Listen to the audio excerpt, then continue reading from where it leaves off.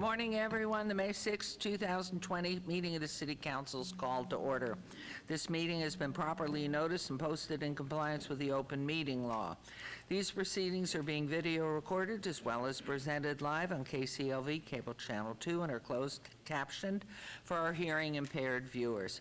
Please note, customers CenturyLinks and Cox Communication may view this program in high definition on channel 1002 and in standard definition on channel 2. You may also watch the meeting on Apple TV, Roku, Amazon Fire TV on the Go Vegas app. City Council meeting, as well as all other KCLV programming, be viewed on the internet at www.kclv.tv/live.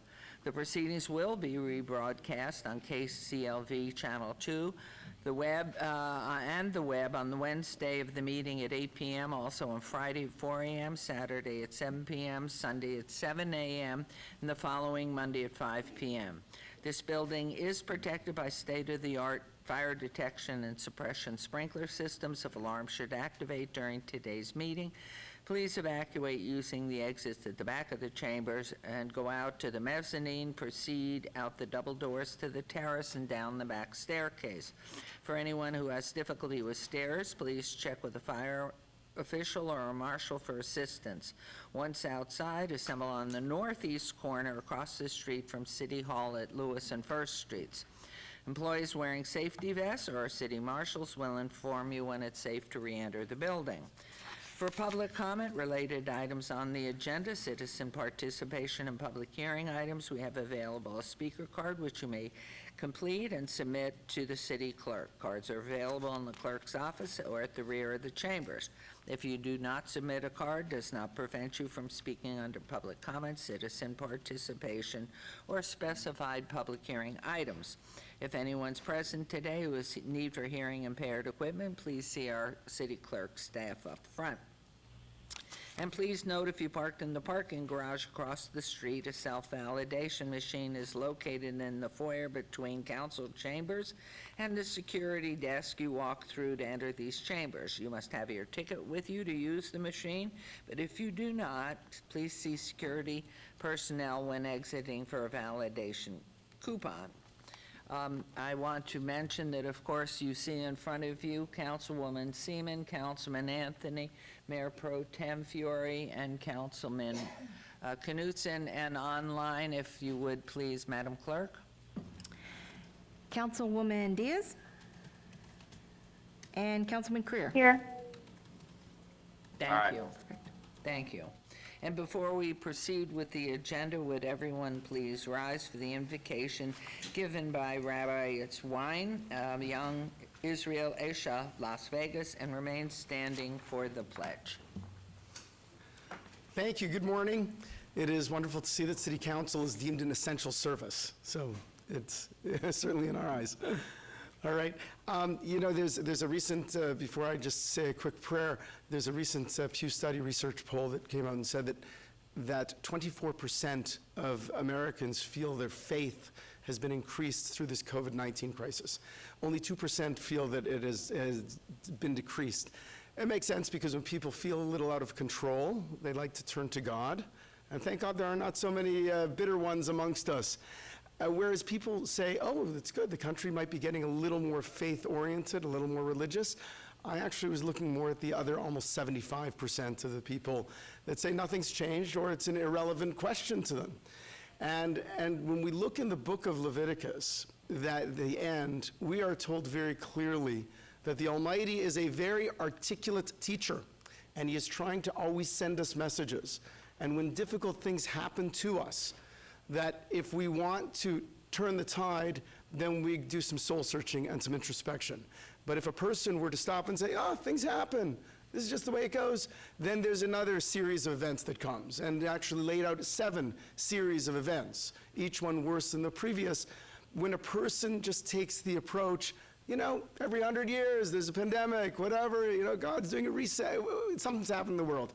If we don't stop and take times like these to do soul searching and reevaluate our priorities and our actions and our values and make a shift, then that perhaps could be one of the great tragedies of humanity. So that really we should stop and recognize that we all want to be different people when this thing is over than it was before. And different people starts with our priorities and our values and leads to our actions.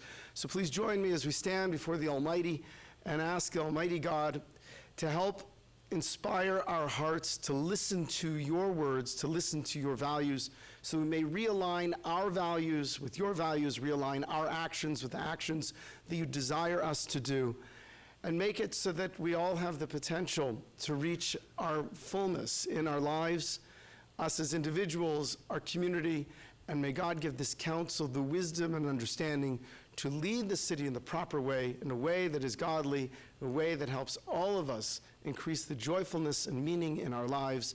May the Almighty please bring relief and healing to those who've been negatively affected during these times, so that we all may move to better times soon, quickly in our days. Amen.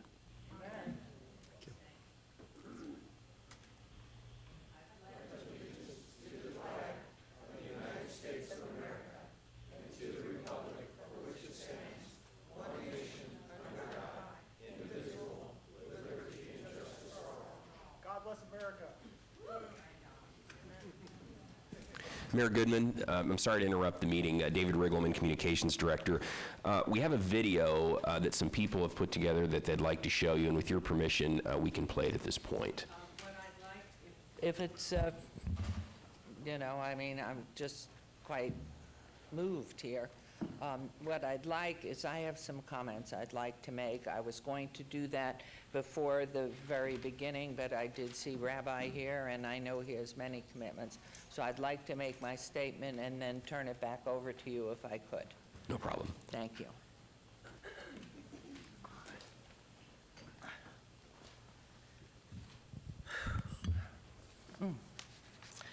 I'd like to take this time to share with you the depth of despair permeating an enormous and growing segment of this community, the unemployed. Throughout this crisis, my goal has been and will continue to be standing up and being a voice for the working people and small businesses of this great community who are suffering. Based on the thousands of calls and emails my office has been receiving these past weeks, the fear of imminent, utter poverty is every bit as real as the fear of the virus. According to the Nevada Independent, from March 8th to April 25th, there have been 393,061 initial unemployment claims filed in Nevada, 393,000 plus, which is more than any full calendar year in the state's history. That figure at this time represents 25% of Nevada's total workforce, and that does not count the thousands more who have not been able to get through to receive a single dollar yet. Nor does it include contract and gig workers who are not yet able to file for unemployment. Nor does it include those who received their debit cards but with no funds loaded on them. Nor does it include the 1,000 more Nevadans who are likely to be laid off in the weeks and months ahead. I implore the state to enlist their employees to be redirected to work on resolving unemployment complications immediately. Our out-of-work citizens need money to feed their families, to pay their bills. It is their money that they have earned, and it's owed to them. While I'm grateful, there are now first steps toward the eventual reopening of Nevada. It's important to remember that far too many of our people are unemployed now. At the city and in my office, all of us are answering phones, and we are told people are spending hours attempting to get through to state lines with no success. This has created real terror and panic for those who have no income, no nest egg. While I understand a new interim director has been appointed at DETR, the Department of Employment Training and Rehab, hopefully to help alleviate this backlog, I want to share a few of the real stories of real people who have contacted my office. So often, so many of them, in tears and panicked and no answer. First, a bartender from a neighborhood tavern. I'm just at my wits', and these are quotes, I have changed nothing, of course. I am at my wits' end. I've exhausted all funds to my name. I can't get through to anyone or anything for assistance. I wake up every morning trying to stay positive and not slip into full depression.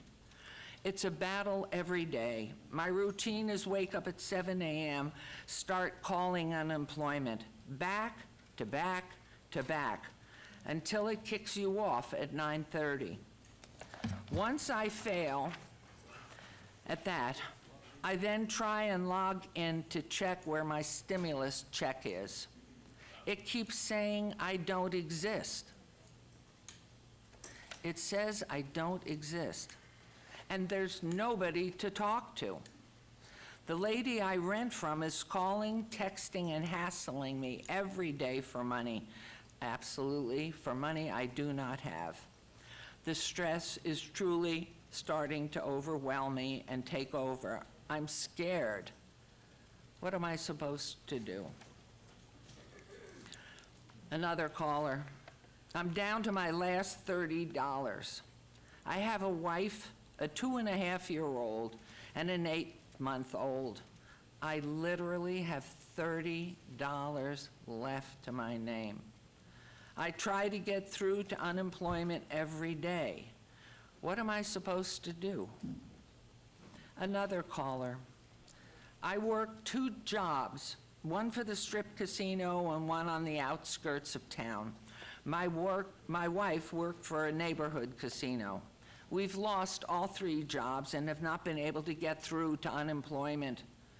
What are we supposed to do? And finally, a note from a renowned chef. Sorry to contact you at such a chaotic time. I was hoping you may have a suggestion for a contact at the unemployment office. In short, after lengthy attempts, I was able to fill out a claim online. When I reached the page determining my employer, I selected the correct one. The subsequent page showed I had no earnings in 2018 and 2019. I was thus deemed ineligible.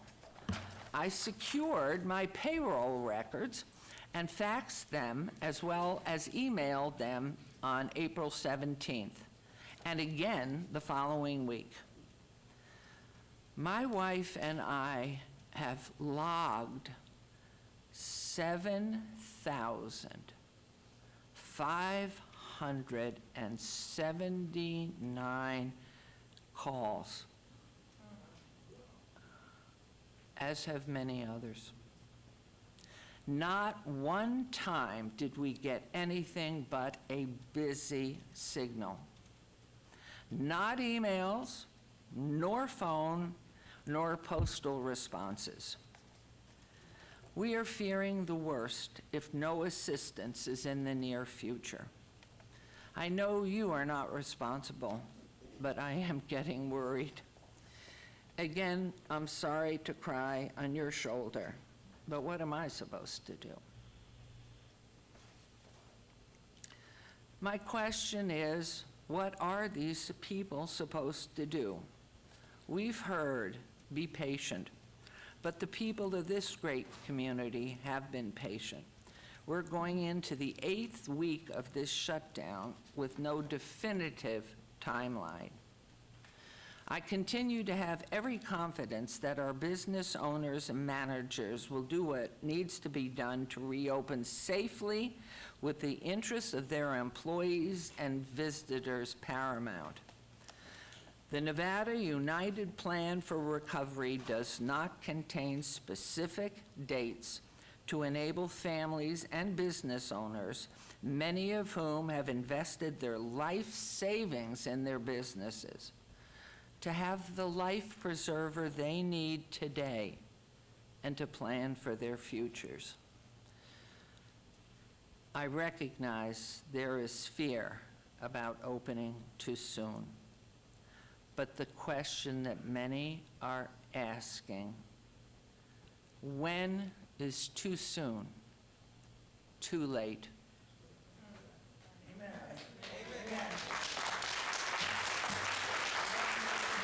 I will commit, I am going to stay on this, so all of you with these businesses that are closed down and every one of you who's unemployed, I will continue. All I have is my voice, and that's all I can use.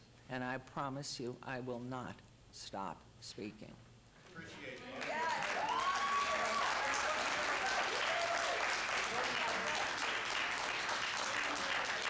Mr. Riggleman, thank you. Thank you. It's your voice, and I know how important you are. You're the heart and soul and the family of our community, and those of you who are watching online. You've made this town. You have made this town. And my family and I have been lucky enough to be part of being in your embrace. And God bless you all. We will get through this, and we have a start because we have a plan. We need dates, and we need to go. So Mr. Riggleman, if you would then, please. Jeff, if you would, please play the video.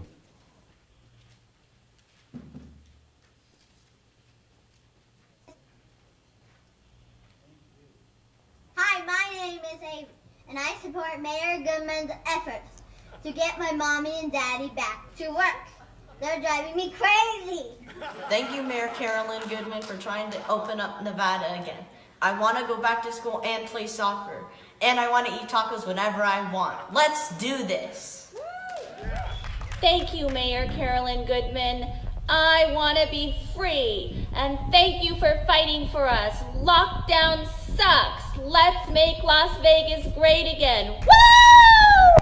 As an Israeli American in Las Vegas, thank you, Mayor Goodman. We love you. Mayor Goodman, thank you so much for what you've done so far, but we've got to do a heck of a lot more. We need these businesses open, and we need them now. Hi, Mayor. This is Byron Brooks. I speak on behalf of me and the entire Brooks family when I say we really support your messaging. We thank you for your leadership. You're doing an awesome job for the city of Las Vegas. Thank you. Hey, Mayor Goodman and members of the City Council, I want you to know that I support your efforts to get Nevada businesses open. I know that you care about the citizens in this city of Las Vegas and that you will implement safe and responsible plans to make sure that we can get people back to work. Thank you so much. Hi, this is Paymon from Paymon's Mediterranean Cafe for past 32 years in Las Vegas. Mayor Goodman, I just want to let you know I am 100% in supporting you, and thank you so much for standing up for Vegas and saying what the right thing it is, even though if it's not popular. Please open Vegas because we as small businesses, we are dying. Thank you. Hi, I'm Las Vegas resident and former Nevada State Senator Elizabeth Hoagland. I support Mayor Goodman, and I would like to see Las Vegas get back to normal as soon as possible. Thank you, Mayor Goodman, for knowing this city can't be shut down too long and all the hard work you're doing there, and all the city council members. Thank you so much. Mayor Goodman, I want to tell you thank you so much for all that you're doing for us and for standing strong with Nevada.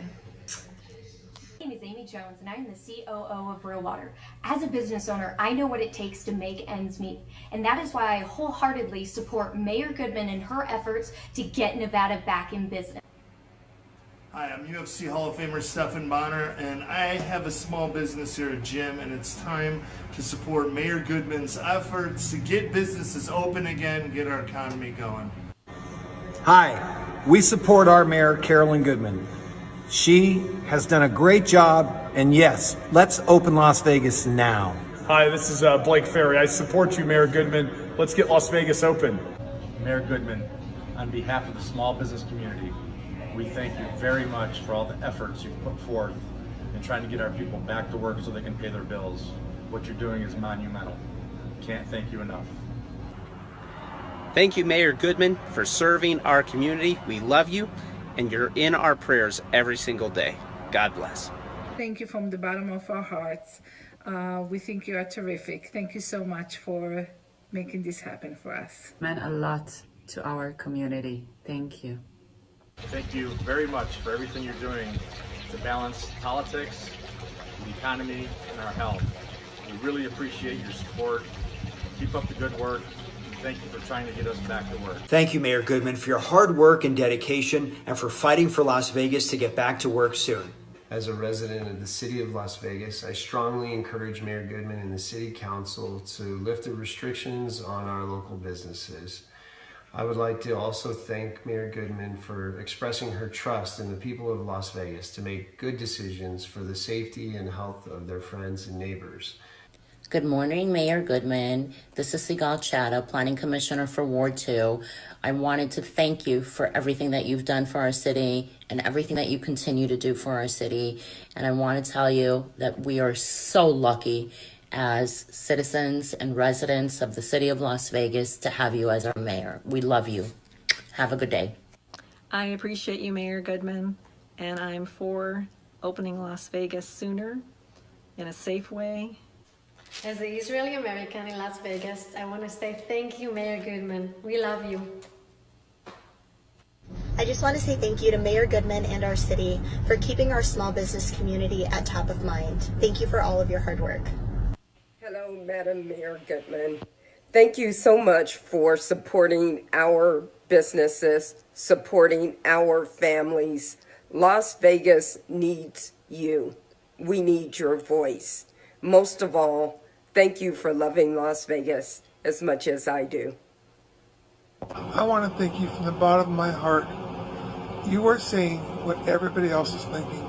If we don't open up our city soon, it's going to be worse than 2009. Mayor Goodman, thank you for being who you are. I would like to thank to Mayor Goodman for all of the things that she's doing to our community. We really appreciate it. Thank you so much. This is Michael Rhodes from Las Vegas's very own Big Slick Petroleum. Just wanted to say thank you to Mayor Goodman for all that you've done for this incredible city. We love you and we thank you for the stand that you are relentlessly for us Nevadans, us Las Vegans. We appreciate you so much. As an American and Israeli citizen, I thank you from the bottom of my heart. We love you. Hello, Mayor. First of all, I hope you and your family are all well. First, I want to say I love you and thank you for your incredible leadership during this time. Part of downtown and looking forward to getting our economy going again.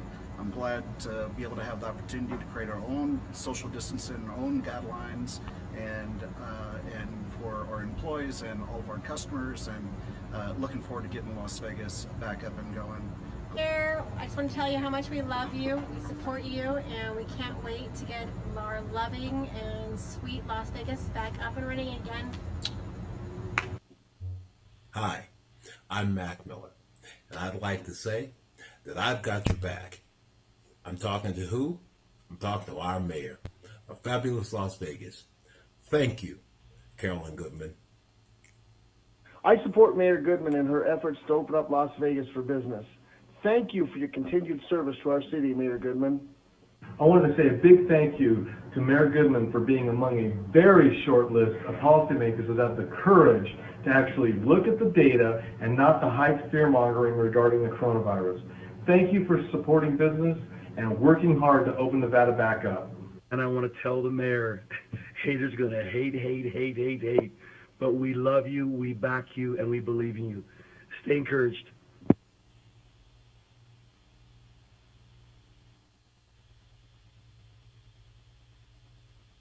So nice. Pardon?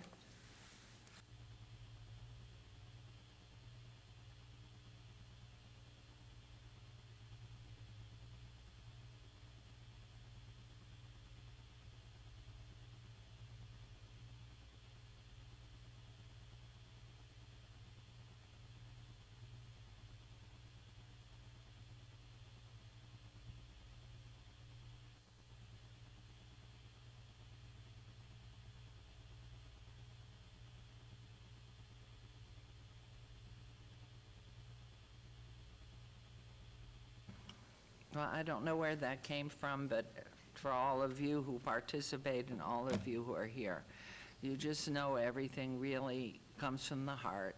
A lot of bad things have been said, and I wouldn't be in this job and loving this community if I didn't have broad shoulders. And no matter what it is and how untruthful so many of the comments have been, it's okay. It's okay, because I know that we're doing the right thing here in Las Vegas. Nevada is a state unlike any other state in the union. We're all about hospitality, tourism, and conventions. And we can do this, and we can do this in a healthy manner. We weren't broken before. There was no problem before. But we can do this together and make a nice balance, and it's up to the private industry to go ahead and submit their plans, which will be caring and good and safe and hygienically perfect, I'm sure.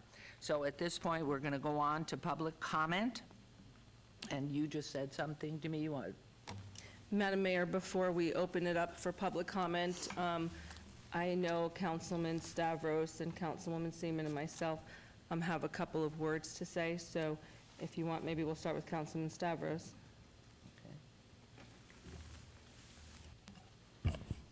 Okay.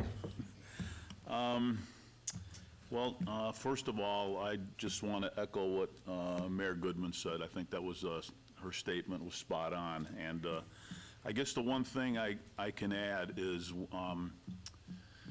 when we think of Las Vegas, when we think of Southern Nevada, the first thing that comes to mind are the major casinos all up and down the Strip and in the downtown area. But what most people don't understand, 47% of our economy, almost 50% are small businesses. Just some guy or some gal or some married couple, and they're just running a small business. And they are absolutely being destroyed today. We just saw one of them, Ricardo's. Mexican restaurant's been here forever. I remember as a young cop going to Ricardo's because they gave us 50% off for our lunch, which was a nice thing. We didn't get paid that well back then. But they're going out of business. And it's not just them. There's going to be a lot of businesses that go out of business unless we get them open. And there's no reason, there is absolutely no reason why a retail store or a restaurant cannot open up today. I mean, we're not stupid. We're Americans. Business owners are smart. They know what to do. Customers are smart. They know what to do. Both of them know how to get out in our community safely. And if you don't want to, you can stay home. There's nothing wrong with that. And I would encourage senior citizens and people that are really sick to stay home. But everybody else, let's get out there and, I mean, I need a haircut. And I'm waiting for my barber to open up so I can get a haircut. So I think we can do this today. I really don't understand it. So I'm glad to see that there are people up here on this Las Vegas City Council that are really supporting getting people back to work. It's really a shame, but we're going to do this. We're going to survive, and we're going to do it. So thank you very much.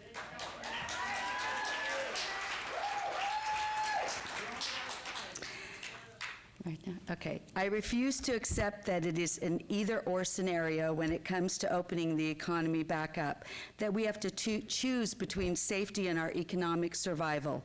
I believe we can restart our city in a way that ensures public safety, but also allows us to begin the healing process on our critically wounded economy. When looking at the issue of the coronavirus epidemic, we can't only look at one side of the issue. We have to look at both sides of the issue.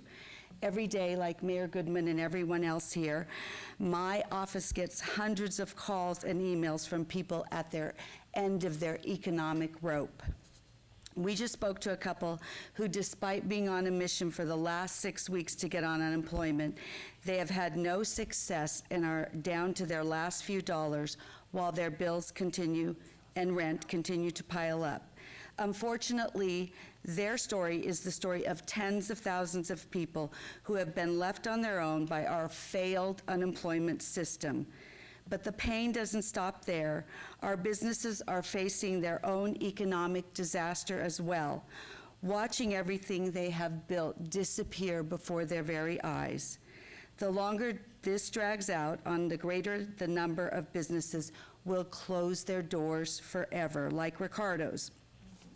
That wonderful restaurant has been a part of the Las Vegas community for decades, the location for countless weddings, parties, birthdays, and special events, all ending forever. Equally as sad is all the new businesses closing their doors forever, before they ever had a chance to become a Las Vegas institution like Ricardo's. If the big corporations, Whole Foods, Target, and Costco, can follow safe precautions, so why can't our mom and pop businesses that are now facing closing forever? That is why I'm calling on the state to move us into phase 1 right now.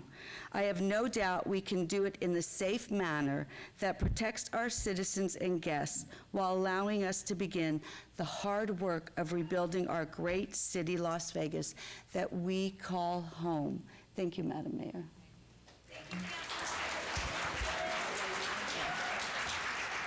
Thank you, Madam Mayor, Councilwoman Seaman, and Councilman Stavros.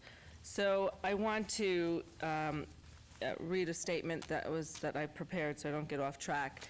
But I want to start off with, as we're going through this, and as our Madam Chairwoman, Commissioner Kirkpatrick, has taken the chair of the lead thing, we've been communicating daily and on the same page as far as opening Nevada right now. So I've worked with her in the Assembly up at the state level, and the last 2 people that were in that building at 1 o'clock in the morning was Marilyn Kirkpatrick and myself going through the day. So she has the work ethic that we all appreciate, and I want to thank her for her efforts. As we stand proud here and in support of our mayor, the city of Las Vegas is poised to reopen safely and compassionately, and it is time for specific actions and answers. We cannot afford to say, I don't know when, and I don't know how. We will regain our community. Speaking out, I'll tell you, is very scary sometimes because we'll get attacked by the liberal media. However, our silence is much more deadly than the COVID-19 itself. Shuttering our businesses without providing an organized and specific plan for reopening is not a position our leadership can afford to adopt. That is why it is imperative that we follow our mayor's lead in supporting our local business community with our direction and support to reopen as quickly as possible while protecting our community's health and safety. We can do this, and I have full confidence, that working together with our chair lead, we will reopen today, soon. We cannot wait for the state or the federal government to provide this support or guidance. And so the biggest question I really ever had was, why would we ever shut down our state without a plan to reopen it before we shut it down? Our local businesses, our community needs our help now. Our citizens need to get back to work rather than wait on broken unemployment system. Our small business owners cannot wait for federal programs that are delayed and underfunded.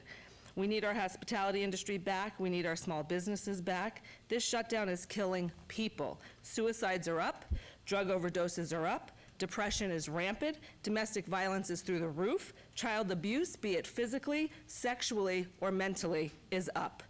Nobody wants to accept death and sickness from COVID-19, nobody. However, when elected officials make statements to marginalize the impact of closing the economy in order to protect the public from harm, they are not representing their constituents faithfully. For example, making statements like, I miss my happy hour, I would love to get my hair cut, I would love to go out to dinner too, to defend the prolonged destruction to our livelihoods, does not fully consider the true impact to our community. What about the people who have been laid off due to the essential, non-essential designation that we live paycheck to paycheck? What about the newly unemployed who have not been able to process their unemployment claims due to the antiquated and grossly incapable state system? They are receiving phone calls from their landlords, utilities, phone and cable companies, car loans, insurance carriers, and credit cards, regardless of the state mandates and utility companies delaying evictions and shutoffs. The stress created by these constant phone calls and threats is becoming unmanageable. They are missing birthdays, funerals, weddings, family vacations, and can't go to church. They can get their dog groomed, because I'll tell you, I use Rover Makeover. They come and they groom my dog, but they can't get a haircut. They can go to the hardware store, but not the vitamin store. They don't know how they will get money for food next week. They have no answer for their children on why they have to wait in lines 2 to 3 miles deep to get 15 pounds of much-needed groceries at one of our local food shares. And thank God for those wonderful souls helping those neighbors every day. Now we hear from some elected officials and other elites that we just need to hunker down for longer. These leaders do not offer any hope, any light, and certainly not any solutions for the future. It is nearly impossible for people to truly empathize with others that are not in the same situation. If you have your normal income and are paying your bills the same, this shutdown doesn't affect you in the same devastating way it affects your neighbors, and God bless you and good for you. The majority lives paycheck to paycheck, and our regular middle-class people are having a hard time feeding their families right now, and this is devastating. Nobody wants to reopen the city recklessly without safety and precaution. We all know that our lives have changed and many things will never be the same. This virus and the ones that come after it are not going away. The time for shutdown and panic is over. We must include the potential permanent economic impact to putting thousands of small businesses out of business, hundreds and thousands of people on indefinite unemployment. Even assuming the state of Nevada Dieter has the ability to fix the broken system immediately, our community's mental health is at risk with these escalated pressures. We must protect our community and help those in need of mental health and addiction support. I ask you, is death from the coronavirus more tragic than the death of a person committing suicide in desperation because of the shutdown? One life lost is one too many. As we kill the economy, we literally kill people and add side effects of shattered dignity and scars on children that will never, ever go away. Fear is a great way to control people. And make no mistake, if you are staying home for Nevada without underlying conditions, you are in fear and you are being controlled. And I am asking you to think for yourselves and do your own research. It is time to continue to closely monitor and protect our vulnerable population while allowing our general healthy population to return to work and activities. It is a fact that COVID-19, like most viruses before it, will not go away. Vaccine and natural antibody protection will eventually mitigate the virus, but it won't disappear by keeping non-essential businesses closed and most of our population in hiding. And if we wait until next year for the cure, we will have destroyed our local economy beyond any repair. Essential businesses are suffering from restricted access to customers, as well as a reduced amount of customers who can afford to patronize these businesses. Non-essential businesses are suffering from obviously being closed against their will. The state of Nevada has said there will be a phased approach to opening the economy, but the plan provided last week was lacking in specific details, 28 pages of nothing. For our business community, no dates, no regulations, no expectations, and no solutions. We need input from all of the avenues in our community to live in balance and protect our freedoms. We must act soon, but safely, to open the economy and get our families back to work. Business must adopt social distancing and revise sanitation procedures that reasonably protect customers from exposure to germs and viruses. We must include our business owners and industry specialists in developing these enhanced measures. Business owners will need time and support to prepare, and without a plan and guidance, it will not be possible to provide safe and sustainable environments for commerce. They need time to call back and/or train employees, purchase inventory, purchase appropriate PPE, sanitize their stores, install necessary guards, surfaces, etc., to provide adequate social distancing, and start a brand-new campaign, "We're open again, come back." The propaganda of this crisis is driving each of us to hate one another, judge each other, question each other, and we need to start there. No judging, just helping each other. If you want to stay home, stay home. But we are grown, responsible adults that can navigate our business and family and the safety of our family members that are elderly and have underlying conditions. They are the ones that need to stay home for Nevada, not the healthy.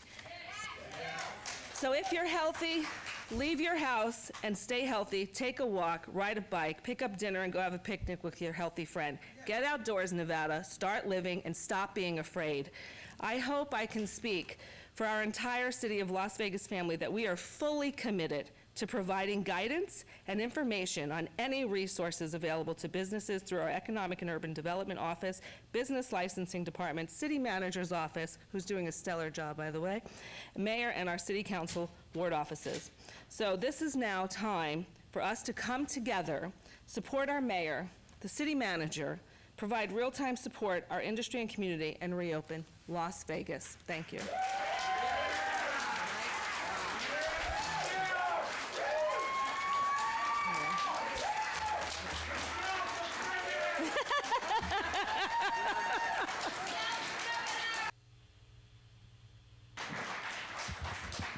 Thank you very much. We're going to go on. I don't know if there's anything that Councilman Knutson, if you have any comments, or Councilwoman Diaz, Councilman Creer on the phone. I do. Okay. What did he say? I couldn't understand. Yes? Please, go ahead. Madam Mayor? Yes. Thank you. Councilman Career. Good morning, everybody. And, you know, I think that a lot has been said today, and some in agreement and some not. I think that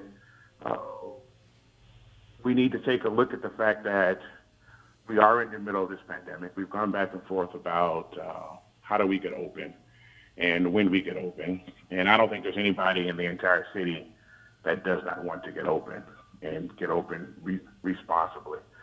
You know, as I've mentioned in the past, I personally, I have two businesses that have been very, very affected by this. I'm an investor in a restaurant on the Las Vegas Strip that's been closed. We've had to lay off a number of employees. So I'm not sure if there's anybody else on the dais that has been affected by this in this particular manner, like I have. And so I am, you know, dealing with the same situations that many people around the state and around the country are dealing with.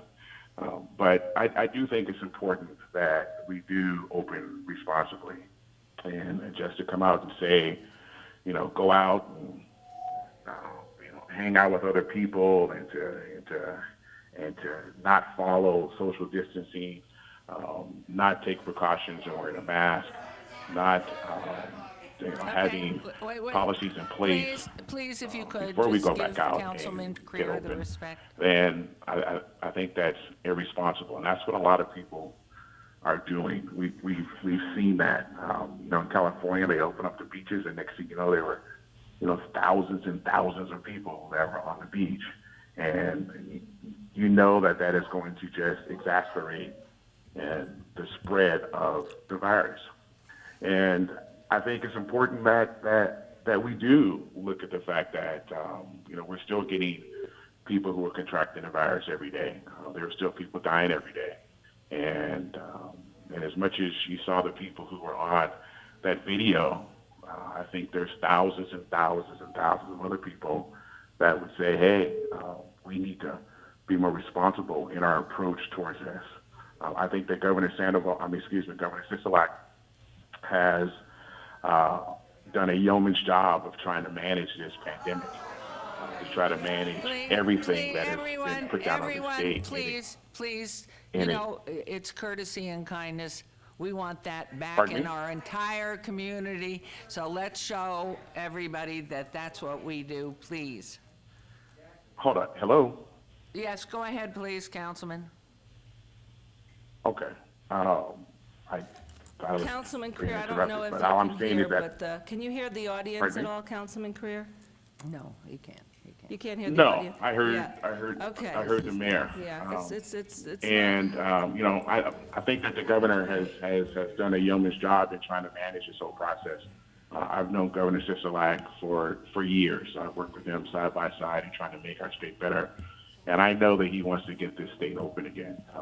You know, people have made comments that this is political, that he's trying to keep the state closed. I don't understand where that's coming from and why you would think there's one person on the planet that would want to keep the economy closed.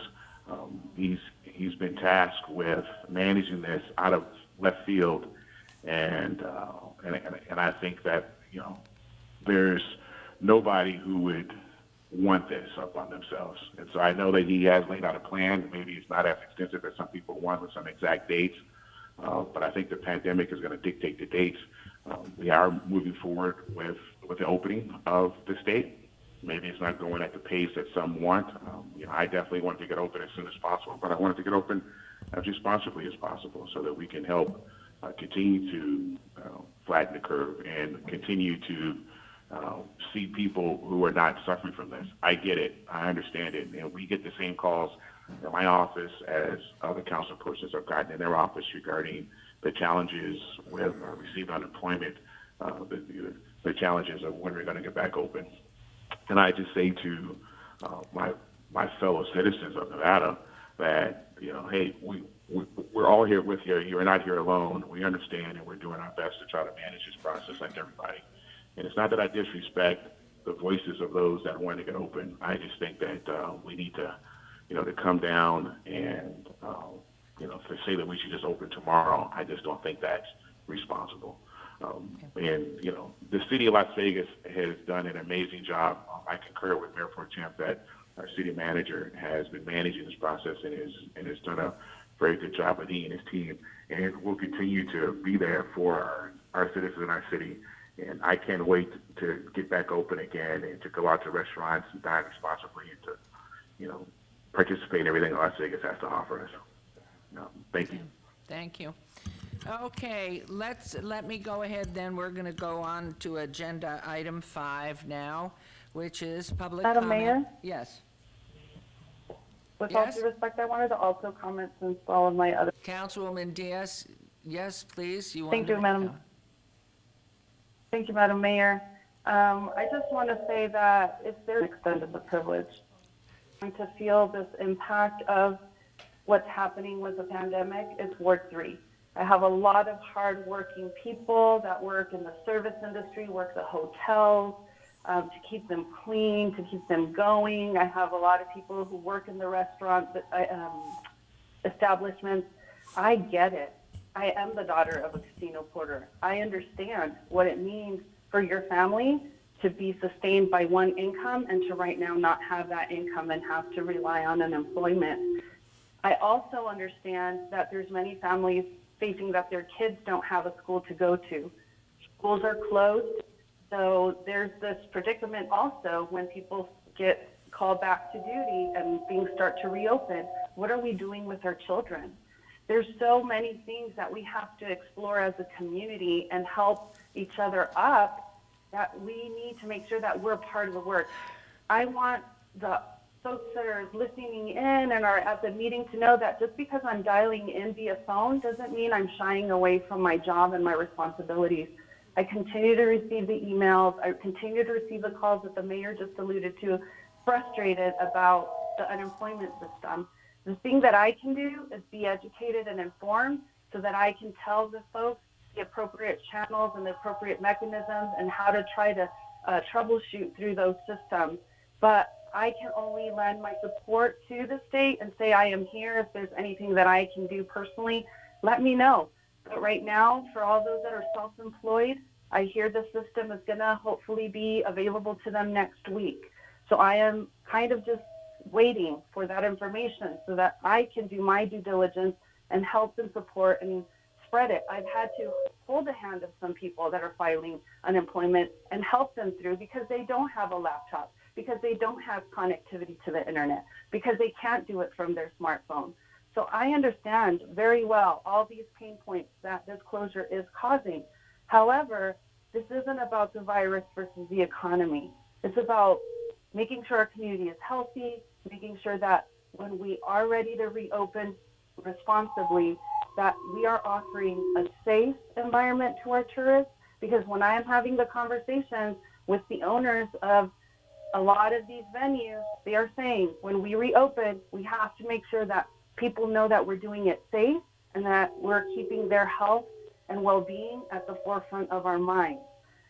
We are falling ill again after we reopen in our downtown or on our casino resort corridor will have far-reaching impacts. And I don't know if that could be recorrected. So even if we wanted to open today, who would come? We know that the flights, international flights, will not be back up for the rest of the year.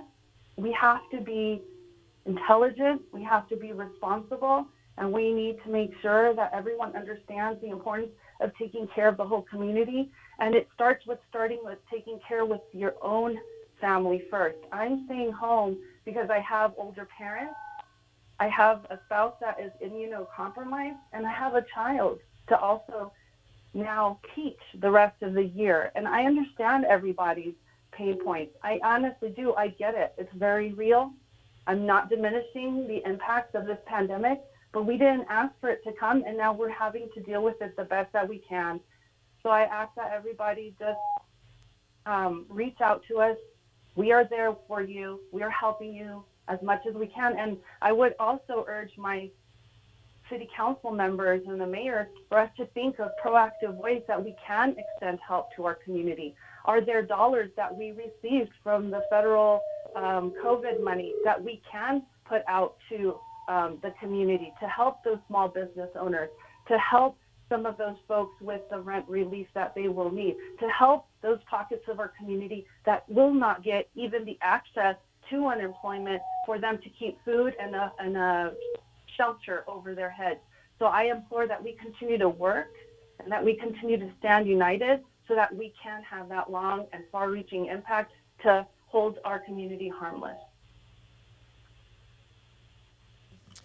Okay, so we'll move right on now to public comment. This is agenda item 5. Public comment during this portion of the agenda must be limited to matters on the agenda for action. The amount of time any single speaker is allowed may be limited. All comments will be cross-referenced to those specific items. If anyone submitted a speaker card wishes to speak under this portion of the agenda, please come to the podium and state your name for the record. This is your opportunity to address the council, but the council is not able to respond or engage in dialogue. We'll set the time at 1 minute, and I'd ask our city clerk, do we have any public comments to read under this item, please? No, ma'am, we do not. Okay, and the e-comments?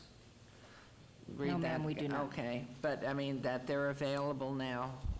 Again, you might say that. Correct.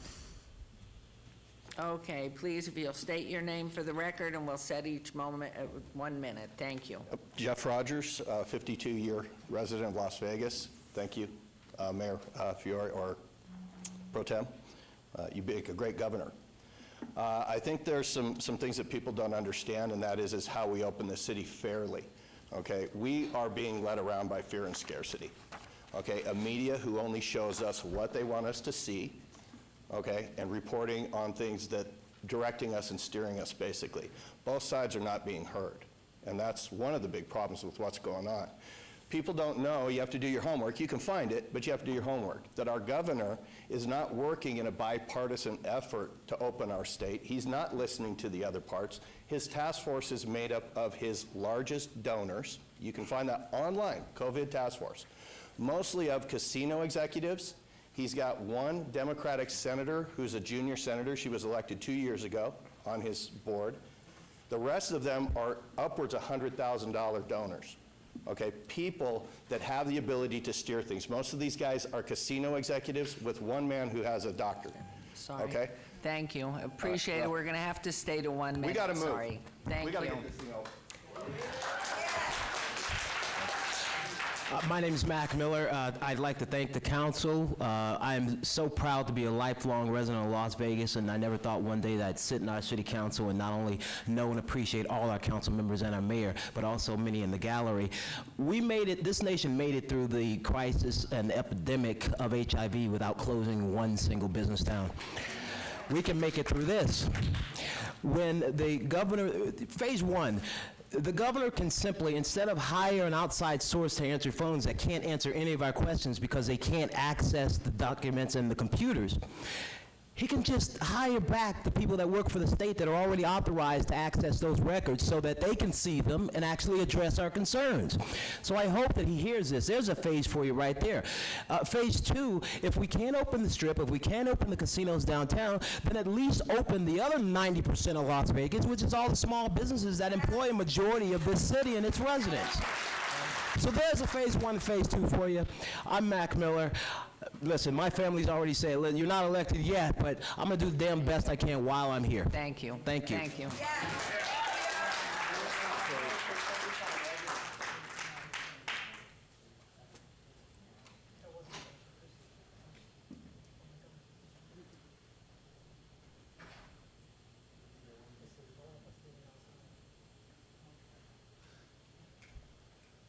So sorry. It's okay. Please. Hi, Mayor. My name is Trish Messenger. I am coming here to say thank you very much for what you've been doing. I am a real estate agent, and I cannot work because none of my clients are working. I've been part of the Open Nevada efforts, and we had a thing over at the Immigrant Story building from 5 to 8 Saturday. Governor Sisolak shut it down.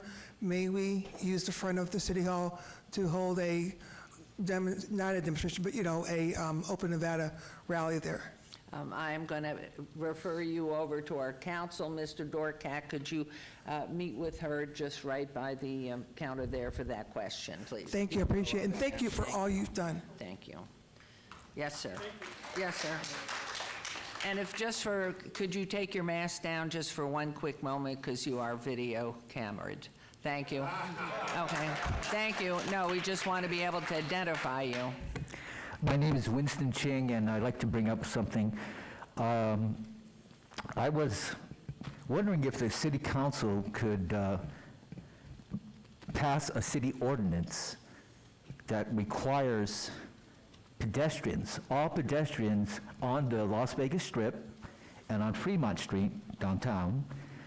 I'm specifically talking about tourists from out of state, that if they don't wear masks, they'd be fined a penalty of, hold on, just wait, of $500. And if it's Nevada State residents, $100. And if they could do this because San Diego has passed an ordinance. What? Just wait. Just let me speak, please. Okay. Yes. Let me speak. Okay. And you've down to 10 seconds, please. Okay. So if this is passed, this is good. I recommend that the city council take this up. Thank you.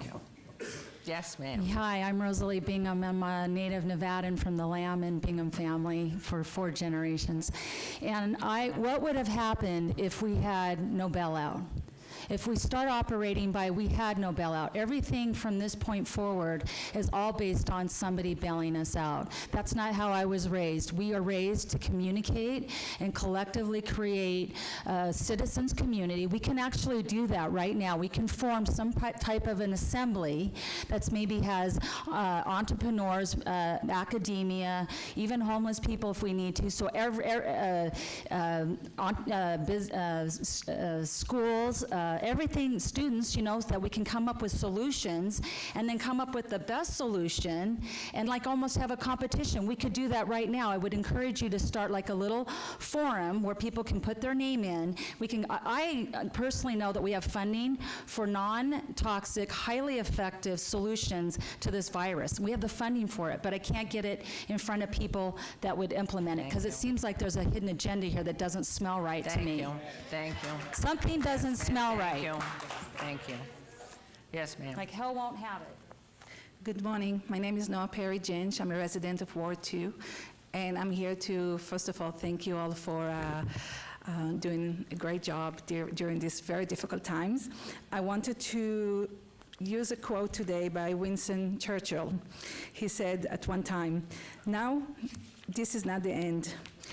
It is even not the beginning of the end, but it is perhaps the end of the beginning." And anyone can take it anywhere they'd like. For me, the economy and the health are two legs of the same body. And I feel on behalf of my family, and thank you, Mayor Pro Tem, for your very inspiring speech, because we know we don't want it to be dangerous for anyone by any means. But maybe we can start taking one step, just one step, and evaluate and research and take plan for the following step. So that's my own thoughts. I just want to thank you all. Thank you. And would you repeat your name for the clerk, Sure. please? This is my accent. I'm Israeli-American. Noah Perry Jench. And on this maybe moment, I'd love to also say we had our Israel Independence Day just a few days ago. Yes. Normally we gather with so many people. We turned couldn't the do it. building blue, as you know. And I know, and thank you so much for that. It uplifted our spirits in ways you could never imagine. Thank you. Thank you. Appreciate it. Yes, ma'am. Good morning, Mayor Goodman, Pro Tem, and all the council members. I wasn't coming up to speak today, but thank you for opening up the tables for us to speak.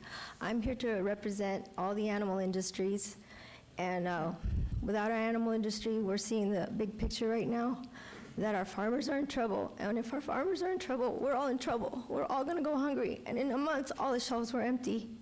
So we need to protect our working animal. And I have some literature here for you, and Pro Tem, if you don't mind, and would like to speak to all of you. In protecting our agriculture, our working animal groups, also working dogs, our mounting horses are gone. We need them for crowd control your as well. name, please. Christine Borello, representing the Cavalry Group. Thank you. Thank you so much for opening us Thank to you. speak. Thank you. Would I give the literature to? Good morning. Hi there, good morning. My name is Darcy Silver. Been here for a long time, love Las Vegas. First of all, thank you so much for everybody for all of the hard work. I recommend reopening the city, getting the businesses back open, specifically in a way that's safe, with new guidelines so that everybody has the equal opportunity to be able to excel in this capitalistic economy that we live in. I recommend that we focus around the strengths that we have with the Las Vegas Convention Visitors and Tourism Authority, focusing around sports and entertainment, helping use the entertainment that we've established to be able to project that to the rest of the world. So repurposing the hotels and casinos, having a quarantine so any new people that come in have safe guidelines so that we can keep an ecosystem that's safe, and then repurpose those hotels to be able to facilitate the sports entertainment and give people the opportunity to enjoy that while they're at home in quarantine. Thank you. Thank you so much. Thank you, and keep in mind, the city has no control over the Strip. Yes, please. Good morning. Mayor, my name is Eddie Schmitz, a 58-year resident of Las Vegas, Nevada. I have been waiting a very long time to thank you. The last time this town saw a tragedy was October 1st, 2017. You had the wherewithal within 5 days to open a healing garden for the victims and the survivors of Route 91 and the community to help heal. While Governor Sisolak stood in front of a camera, you sat in hospital rooms visiting survivors and victims. God bless you for that. I'd also like to point out Nevada, and Las Vegas in particular, is the entertainment capital of the world. If Steven Sisolak had a half a clue what he was doing, we would be able to understand when he speaks, and we'd be able to take phone calls. We are the entertainment capital of the world. It would take one phone call for an audio guy to come in and fix that problem. I'm disgusted by it, and I want to thank you again for your foresight in this tragedy and hoping it gets better. Thank you very much. Can you turn up the volume? Can you turn up the volume? Yeah, No? just gotta speak closer to the mic. Okay, if you would, and state your name, sir, please. My name is Timothy Groover, and I would recommend that you check out, everybody in here, check out a site called Contending for Truth, F-O-R, Truth, contendingfortruth.com. It's testimony of a website by the man, the name is Dr. Scott Johnson, has history in the chiropractic industry. According to him, the virus was actually created here in North Carolina in the United States of America, and it was actually given over to China. And the only question was whether or not it was released by accident or on purpose, and I'm, of course, inclined to think it was on purpose. And ultimately, they've been talking about how we got to do away with cash, we got to do away with cash. Well, I have a former federal agent friend by the name of John McTurnan, and I have his information on hand. Talks about a Utah data center where basically it's in Provo, Utah, and I was there. It looks like a military base on the outside, but basically it can store on their computers up to 10 to the 24th power. There was no higher magnitude. So it's about surveillance, man trying to play God and ultimately also create a cashless society.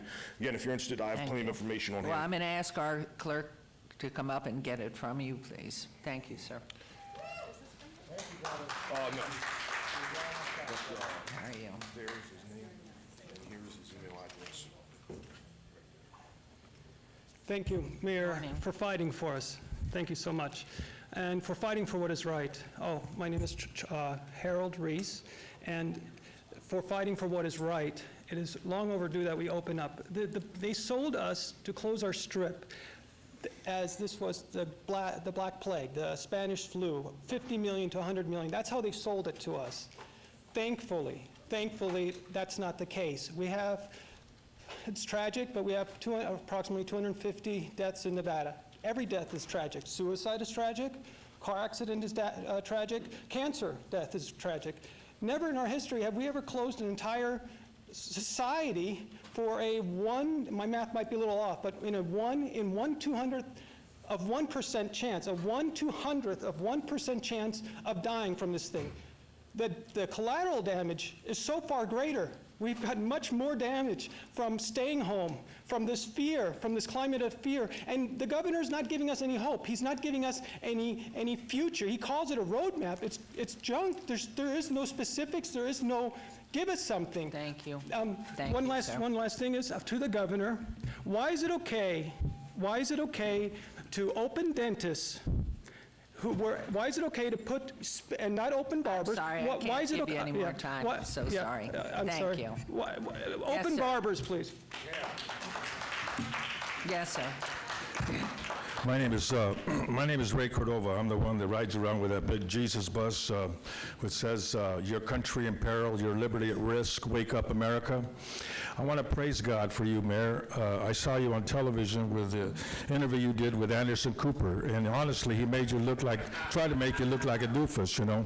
And I believe that the liberal media is doing an ungodly thing to America. It's causing more confusion and discord, and when people like Anderson Cooper and others are blaming politicians, blaming Trump for this coronavirus, using it for a political hammer or something, you know, I think it's wrong. And you know, Patrick Henry said, "I don't know what you're going to do," he says, "but as far as I'm concerned, I'm going to do something," you know. And he said, "Is life so dear and peace so sweet to be purchased at the price of slavery?" And you know, God made us free, and I praise God for you that I hopefully represent the people who believe in God, you know, because I believe that we need to get back to God, and that God is the answer for this coronavirus, and that we. Thank you. Thank you. Thank you. My name is William Gutowski. I'd like to thank the mayor and the members of the council that are trying to get this state reopened. For all the governor cries about testing, if you tested 10,000 people per day in this state, it would take you over 100 days to get to half our population. And for anybody who doesn't know, those tests, if you've had a cold in the last 5 to 10 years that was coronavirus, not this particular one, but it'll show up positive on the test. So the testing can't be relied on either. And if you ask any statistician, almost all these viruses have an 8-week shelf life from patient 0 to the peak. Even given it 10 weeks, I guarantee we had it here by CES. Guarantee it was here by then. And even with 10 weeks, that would be the end of March at most. We should already be in phase 2, already. Thank you. We should reopen now. Thank you, Mayor Goodman, and thank you, council. Hello, my name is Heidi Marino. I used to work at the South Outlet, and I don't know if most of you know, but a giant majority of our tourists are Asian. We got a lot of them at the outlet malls, more even at the North Outlet. Of any state, of any city in this country, we should have been as bad, if not worse, than New York City as far as coronavirus cases, just because the amount of Asian population that came here on vacation, people that live here, people that come here from California to here, but yet we're not. So there's got to be a reason why. Okay, it's kind of suspicious that New York has all these cases and we don't, when we have just as much of the likelihood as they do of having these cases. Plus, my husband and I are also involved with the wedding industry in this town. The only reason that you're now allowed to get married here is because wedding chapels sued to be able to reopen. That's why the Marriage License Bureau is now open. But the amount of regulations that they have to abide by to be able to open is ridiculous. Thank you, ma'am. Thank you. Thanks. Good morning, Mayor. How are you? Good morning. My name is Jimmy McKee. I just want to tell everybody here, I'm an asthmatic. Okay? I want to thank you for all the support that you've done for this city, for going out and standing on a limb, for fighting for Nevada. I hope you'll continue to fight for Nevada. I want to let everybody know that crime is not down as they're telling you it is. It's way up. I had to deal with the burglary this morning on my business. So thank you, City Council. Thank you, Mayor Goodman. Thank all of you. Please continue. Fight on. We are with you. Thank you. Thank you. Yes, sir. Over this one? Yes, that's Hi. Yeah, Michael Garwood, 14-year off and on resident. And I was here 3 weeks ago and there were 10 or 15 other people, and 2 weeks before that I said, oh, gee, I hope a few more folks show up. I had no idea. I wish I'd known. I would have brought my flag. Somebody organized this. Great going, you guys. You know, get together and support. And for all the thousands of people watching online and on TV, and maybe even our indecisive governor watching somewhere, well, there you go. And I was the guy who 5 weeks ago said we need to pre-quarantine all the homeless. Forget that. I've been feeding them the last 4 or 5 weeks. They're not any sicker than anybody else. If I caught it already, I caught it from one of them doing God's work at St. Joseph's Church on 9th and Ogden, where we're still holding Mass every Sunday, you know, in defiance of silliness and fear and all that. And anyhow, I think their immune systems are actually stronger from living in filth all the time, so that's my theory. And just want to make a quick point, our great economy was not killed by the virus or even bad government decisions, but by fear itself, as in the great FDR line, the only thing we have to fear is fear itself. Well, boy, was he right. Thank you very much. 80, 90 years ago. You. Thank you. I'd like you all to watch that on YouTube. Thank you. Next, ma'am. Thank you. Thank you.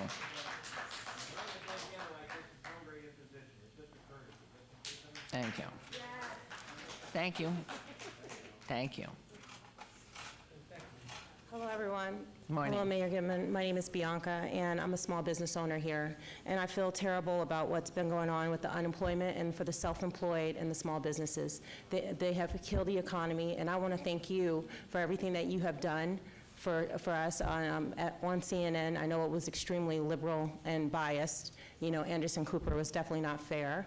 And I want to say the grow houses and the stadiums are open, but the small businesses are not. And that seems to be something that's ignored here, you know, in Las Vegas, and it's not fair. You know, how do you open Costco, Walmart, all of these grocery stores that have thousands of people in there, and I don't see everybody with a mask on?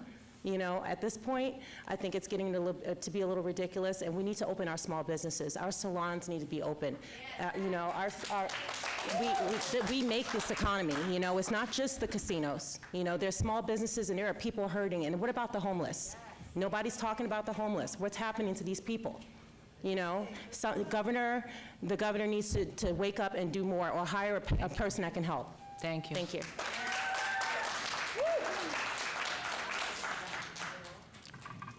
Hello, Mayor and Mayor Pro Tem and the rest of the council, and well done for all of you to come and attend.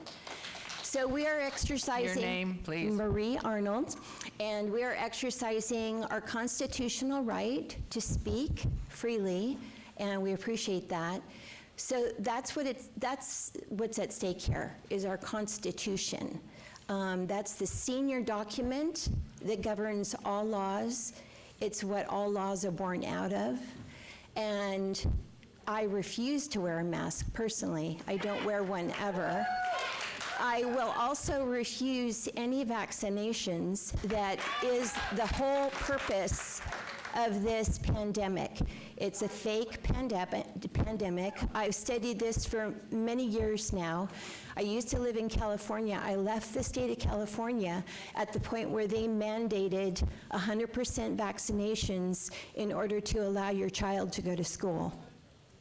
I hope that doesn't occur here in Nevada.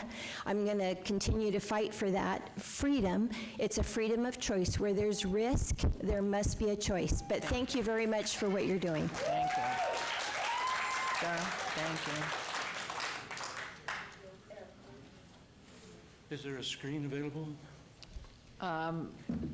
Well, I think if you could just speak, because you only have a minute, and to set it up, I'm not sure, you could put it right there in the middle, right there. There you go. Okay. All right, my name's John Perazzo. I'm unemployed blackjack dealer from the California Hotel. I'm also been native, born here. I'm also on their senior advisory board, but I'm speaking as a private citizen. I just want to share some statistics. I'm really glad that everybody's here. I want everybody to have the freedom to do what they feel is right, but I feel like we're going to have good science, we need good statistics. So this is a snapshot of where we are now. You all know about this. This is our baseline for yesterday. It's the epidemic curve. It's a picture of the disease, our response to it, and what the disease is doing. This is from the data of Southern Nevada Health District. This is their latest map. I live in 89107. It's a hot area, 89108. Those are hot areas, but in statistics, you do what you can, and in a pandemic, I guess, every day they do a new map. But the bins changes, sorry. Here they are. I'm sorry, you're out of time already. So Thank sorry, you. but thank you. You can. I'll submit these I for the think we record. have those on record anyway. We do have them. Thank you. So, thank you. Yes, ma'am. Where's the clerk? Just leave them here. Yes, please. We'll get them. Thank you. My name is Ulla Crab. I shouldn't come up because I'm too emotional. Children are suffering. I'm from Finland. Finland has had the best school system for years and years and years. They are missing children. The education minister is crying out because they have not been able to reach about 7,000 children. She's in panic. She knows those children are suffering. They are abused. They are starving. They are not doing well. So if that's the problem in the best school system in the whole world, how is Las Vegas, how is Clark County school system doing? There gotta be thousands of children in big problem with this lockdown. The virus is not the problem anymore. The lockdown is. The lockdown needs to end. We need to find those children and help them. Thank you. The virus has been here for a long time. I had it. My family had it. I talk to people and hear from lots of people, they think they had it. Thank so you. it's past. Thank you.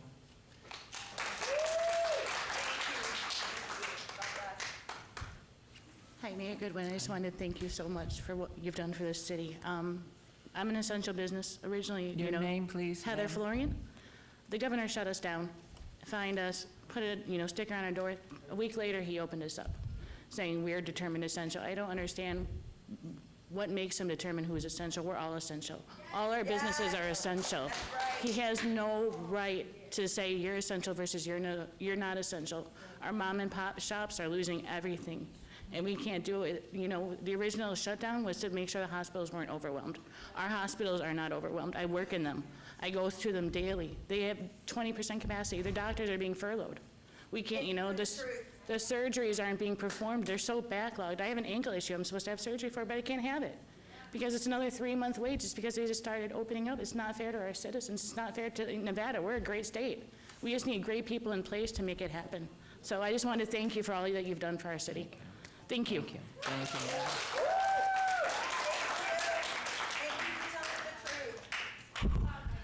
Mayor Goodman, my name is Mike Frainer. Myself and Farrah here put on together this campaign. We love Mayor Goodman. We love you, Mayor Goodman. We love you. We love you, Mayor. And we're here to support you. We know that you're fighting for us, you're fighting for our state, and I want you, Mayor Goodman, to know that it is our constitutional right, it is your constitutional right to be open yesterday. Yesterday, okay? Look it up. Your First Amendment right, we have the right to assemble peacefully. And the 14th Amendment says that no state government can get in the way of that. No state government, okay? The law is on your side, Mayor Goodman. We can open yesterday. Yesterday. We can go back to church yesterday, okay? We can go back to the lake and ride our boats yesterday. We can go camping at our state parks yesterday. Yes. We, the people, have the constitutional rights to do anything that we feel necessary peacefully to do. It is within our constitutional right. We love you. We're 1,000% behind you, Mayor Goodman, and we will lock this governor up and all these governors. Okay, yes, sir. Hello, my name is David Orlov, and just wanted to say hi. We enjoy what you're doing. Sorry you got a bad rap. I don't know who your handlers are. I would never go on a hack like Anderson Cooper or CNN, because they just were out for you, and we love you. And, you know, things happen, but I couldn't wait to come down and just say that. And this is my 7th rally. And I didn't want to do this, you know. A lot of us don't, but we love Vegas. Our family originally came in '71. I've been in New York 10 years, been back 2.5 years. And I saw what happened, and I went, all right, back to research mode. So God bless you, love you. You know, fight the good fight. Thank you. Thank you. Okay, we're going to go on then. Anybody else who wants to come in, let's go right away. And, okay. I get a little extra time because I'm tall. Okay.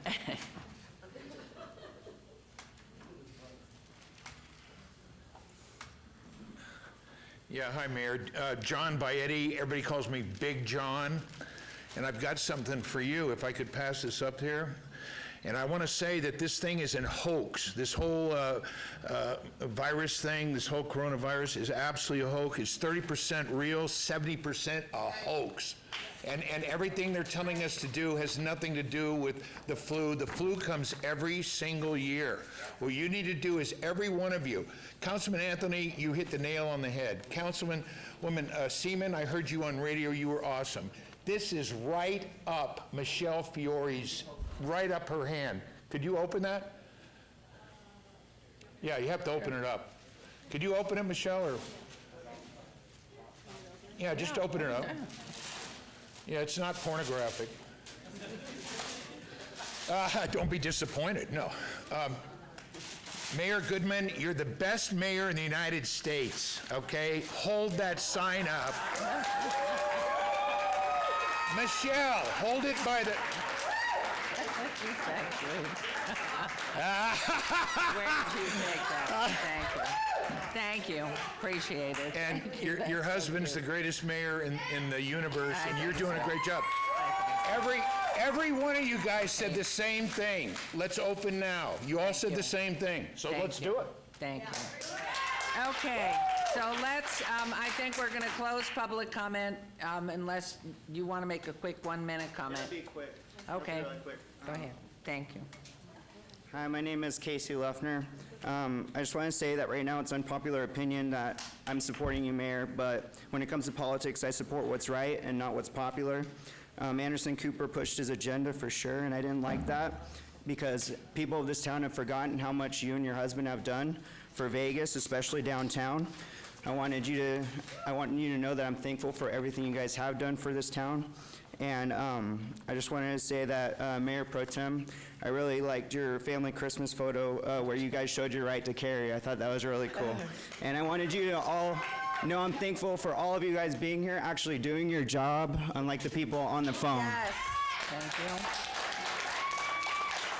Hello, Hello, Council. Hello, Mayor Goodman. Thank you for having us. First of all, I'm we'd like sorry, to I thank missed your name. I'm so sorry, Farrah Carter. My story is very, very quick, and what happened was I was infuriated by the way that you were treated on TV. I thought that it was unfair. I thought that Anderson was just, honestly, for the lack of a better word, just not a very good person, okay? Like, it has to be G-rated, I understand that. There's so many people that did not agree with that, and I just want you to know that every single time I see a comment, I shoot them down, and I just want you to know that there are people behind you that think that you are amazing, that you are a wonderful woman. The way that you handled yourself was so amazing. I was so proud of you, because you know what? That is what a true lady of grace and God does. They stand there, and they stand strong, and they don't come back with mean words like he did to you. So I would just like to close. It's just a simple prayer, and then we can close. I would love for everyone just to bow their heads. It's just a simple prayer. Thank you for this strength. Thank you for this day. Thank you for keeping our enemies at bay. Thank you for the light you shine on every soul who is waking to the truth and taking more control. Lord, help us in our plight. Help us with our mission to do the things that are right without waiting for permission. Hold our hands and lead the ways to win this fight for better days. Give us wisdom, give us might to help the blind, to give them sight. We will prevail. We will beat them.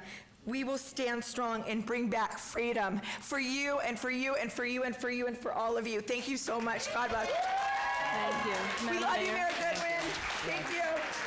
Madam, so for all of the folks in the audience, I see a lot of beautiful, beautiful signs, and there's many of them. And I love that they say, we love Mayor Goodman, because we all love her. If you guys would like to take these signs and put them in your front yard, please do so. These signs are yours, so you can have them. Oh, very nice. Thank you. Okay, thank you all for coming down and participating. I know we all just want to get back to work. And again, all I can assure you is I will continue to be a voice for the unemployed and small businesses that are closed or those who are going to be unemployed. So we thank you for coming down. We thank you for your voices, and they have been heard. So we're going to move on with the agenda here and do business as we're supposed to be doing, and that's why you have elected us to do the job for this city and not the county. So thank you for coming down and spending your morning. So at this point, I'm going to close public comment. We're going to go on to agenda item 6, business items for possible action. Any item from the morning session that the council staff and/or applicant wish to be stricken, tabled, withdrawn, or held in abeyance to a future meeting may be brought forward and acted upon at this time. Mayor Pro Tem. Thank you, Madam Mayor. The following items have been requested to be held in abeyance, withdrawn, tabled, or stricken. Items 45 through 47, GPA-77917, Zone 77919, and VAR 78113. Applicant owner Moses Carpio at 1208 Southeastern Avenue. It's been withdrawn without prejudice, is requested by the applicant. Item number 49, SDR 77943, applicant owner LAP Investment LLC, landscape buffer requirements on .22 acres on the north side of Charleston Boulevard, approximately 330 feet west of Moonlight Drive, and abeyance to May 20th, 2020 is requested by the applicant.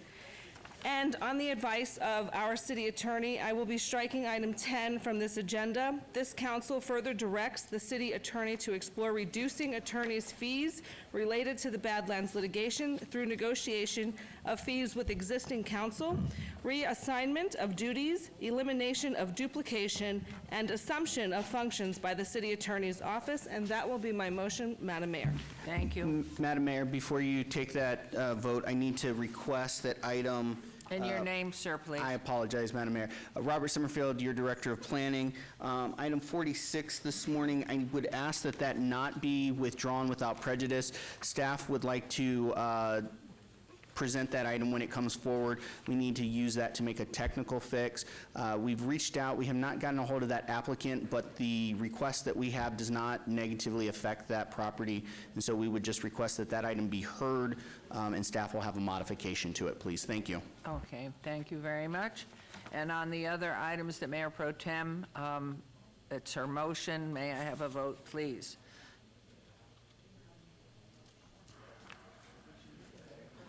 Okay, without number 46, which we will bring up on schedule. So there's a motion on the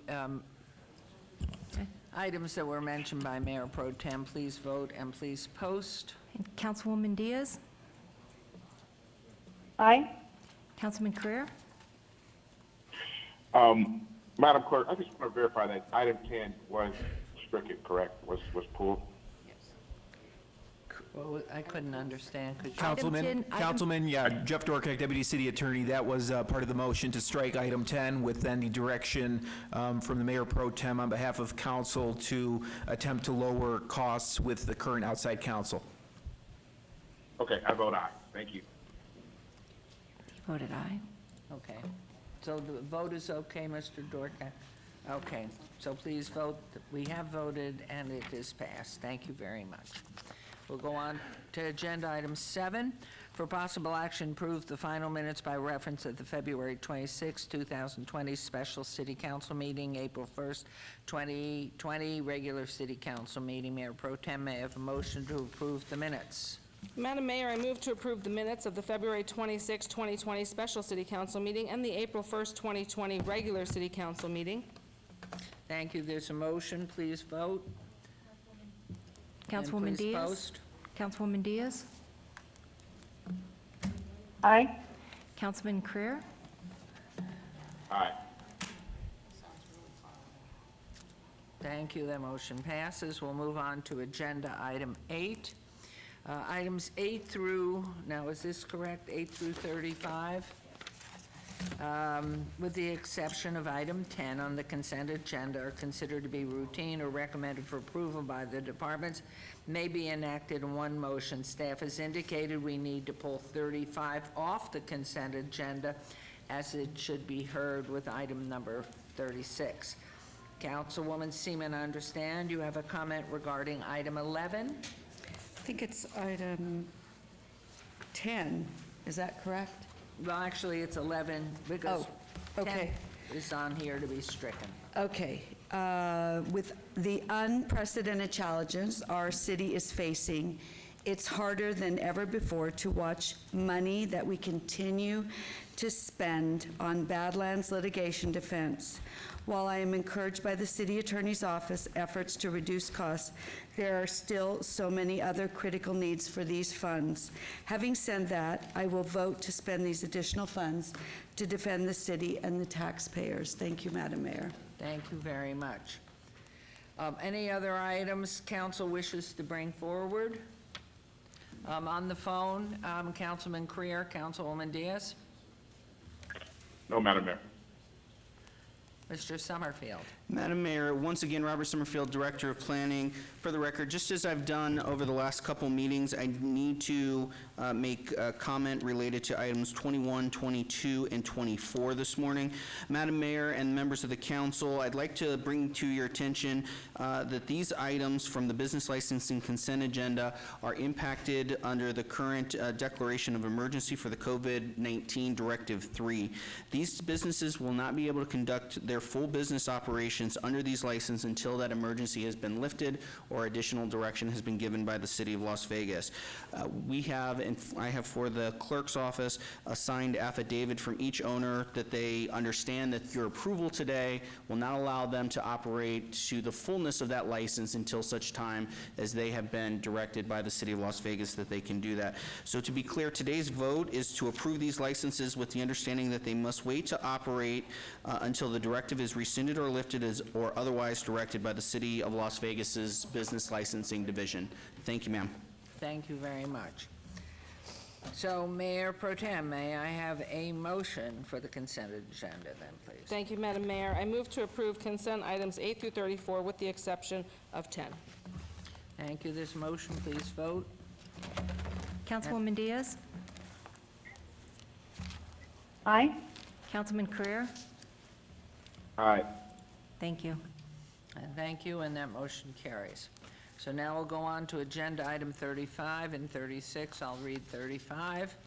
R21-2020, for possible action to approve a resolution declaring the intention to sell city-owned vacant real property located at 10051 Moccasin Road, APM 126-01-502-003 on an internet auction website.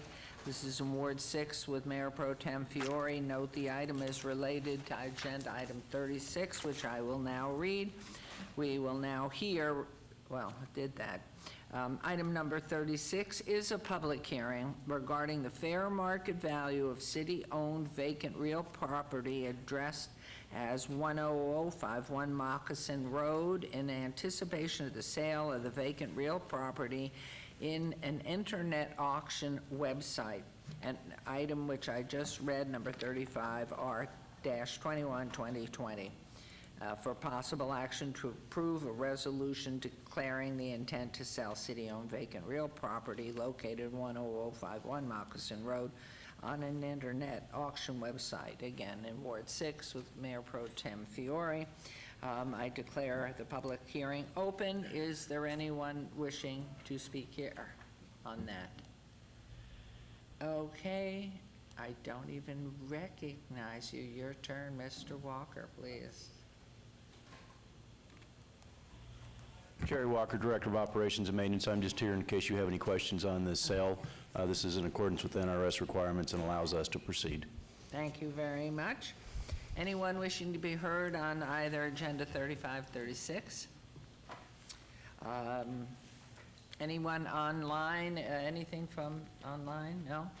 Any questions, Councilman Creer, Councilwoman Diaz? No, Madam Mayor. None. Okay, I'll close public hearing, Councilwoman, on agenda item 35. I motion to approve agenda item 35. Thank you. There's a motion to approve agenda item 35. Please vote and please post. Councilwoman Diaz? Aye. Councilman Creer? Aye. Thank you. Motion carries. And on agenda item 36, please, Mayor Pro Tem. What? Yeah, that was just. 36, we did 35, now 36, please. No, there's no. No vote on 36, just together? Okay, that was a public hearing piece. Okay, agenda item 37, discussion for possible action regarding activating and operating a temporary program by which fines for qualifying parking infractions may be paid by means of donation of school supplies in lieu of payment of money pursuant to LVMC 11.10.150, all wards. Mr. Arndt, hello. Thank you, Mayor, members of City Council. Good morning. Bill Arndt, Director, Economic and Urban Development. This item is to activate and operate a temporary program for school supply donations in lieu of parking fines. The City Council adopted by ordinance on July 18th of 2016 the ability for our parking services to do this program. Last year, in 2019, we donated roughly $5,000 to the teacher exchange because we collected supplies and donations in lieu of receiving parking fines. And so we're proposing to do the same thing this year. The Teacher Exchange is part of the Public Education Foundation. In 1991, the Public Education Foundation was established as a 501c3 nonprofit and established an initiative to bring much-needed resources to the Clark County School District classrooms by providing resources and a resource center to all public schools teachers, which helps them save hundreds of dollars annually in out-of-pocket expenses. The Teacher Exchange serves over 400 public schools, 18,000 teachers, working with over 320,000 students in a school district that covers 7,910 square miles. So the program would allow any qualifying parking citation, which means any citation excluding public safety or handicap violations, issued between June 1st and June 30th to, instead of that citation holder paying a fine, they could donate school supplies. The donations must be received by July 30th, must be unwrapped, and new school supplies of equal or greater value than the fine must be accompanied with a receipt.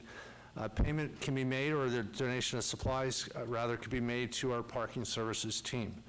We recommend approval, and I'd be glad to answer any questions you might have.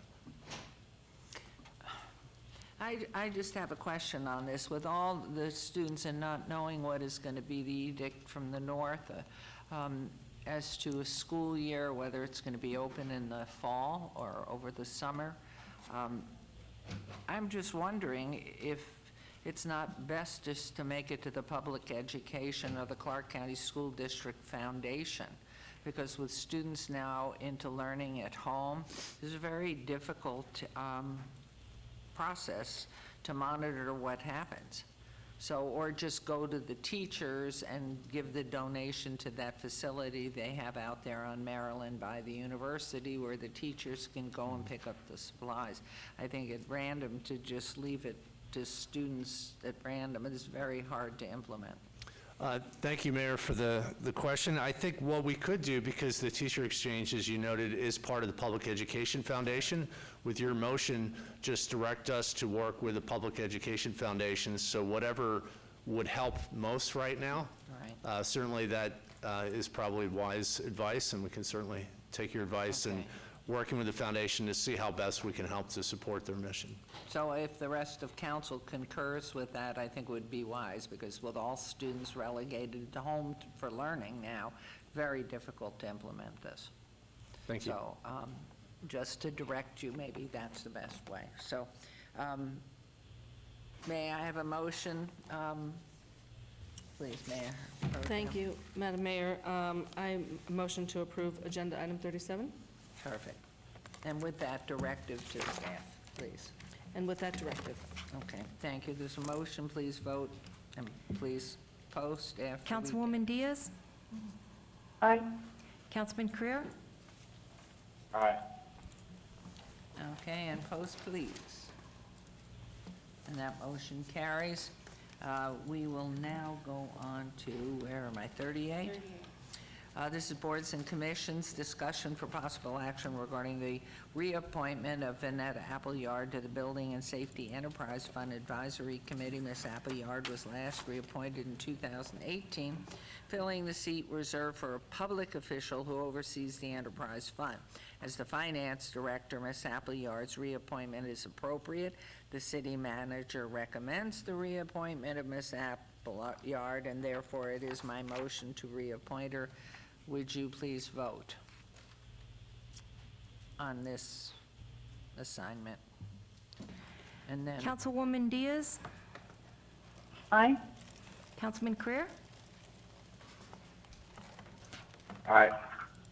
Thank you.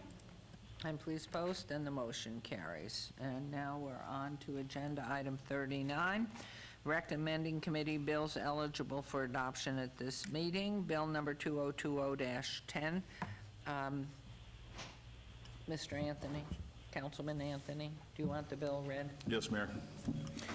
Bill number 2020-10, an ordinance to amend LVMC Chapter 6.50 and provisions of LVMC Title 19 to establish licensing and zoning regulations for ancillary wineries as allowed by state law and to provide for other related matters. Move for approval. Thank you very much. There's a motion to approve agenda item 39. Councilwoman Diaz? Aye. Councilman Creer? Councilman Creer? Hello? Aye. Thank you. And agenda item 40, bill number 2020-16. Councilman Anthony, would you like the bill read? Yes, Mayor. Bill number 2020-16, First Amendment, an ordinance to authorize the establishment of one or more temporary programs to allow certain types of businesses with an alcoholic beverage license and a restaurant license to offer and provide the delivery or the curbside pickup of alcoholic beverages in connection with the delivery or pickup of food by a customer who has placed an order therefor and to provide for other related matters. And Mayor, if I might, Jeff Dorkek, Deputy City Attorney, the First Amendment, as Mr. Perigo and Mr. Summerfield mentioned yesterday in various council briefings, was adopted by recommending committee this past Monday on the First Amendment was adopted Monday to Mr. Councilman Knudsen's bill here, and it extends the sunset date from June 1st, 2020 until January 1st, 2021, and that's the amendment, and everything is in order. Thank you. Mayor, I'll make a motion to approve agenda item number 40 with First Amendment.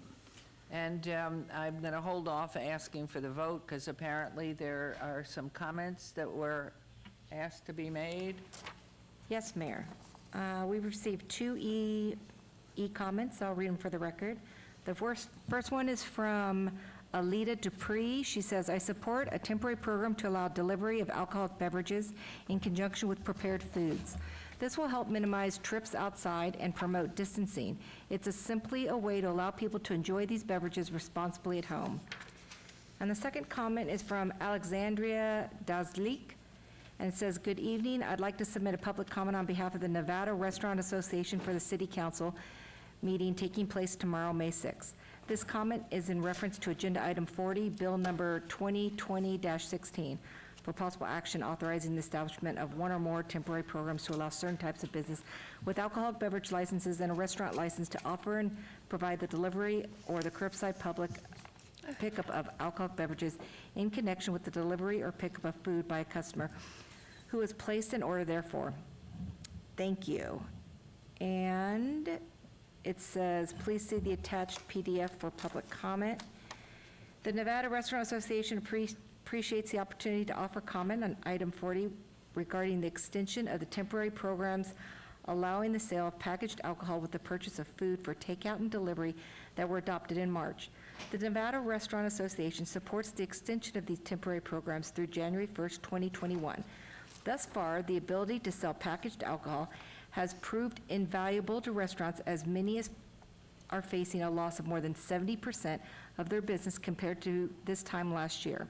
Our association is dedicated to working in partnership with the City of Las Vegas and other local governments to ensure responsible operations under the current temporary system. The Nevada Restaurant Association has put together a checklist for responsible alcohol purchasing best practices that is posted to our website. We believe the necessary extension will help facilitate growth as businesses continue to work toward economic recovery while serving the community in a responsible manner. Thank you for this consideration. And it's signed by Alexandria Dazlik.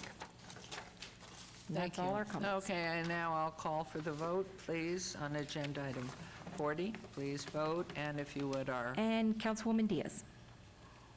Aye. Councilman Creer? Aye. Thank you. And please post. That motion carries. We'll move on to agenda item 41, recommending committee bills eligible for adoption at later meeting. Items number 41, 42, bills number 2020-14 and 2020-15 will be heard at a later meeting. And we will move on to one motion, one vote.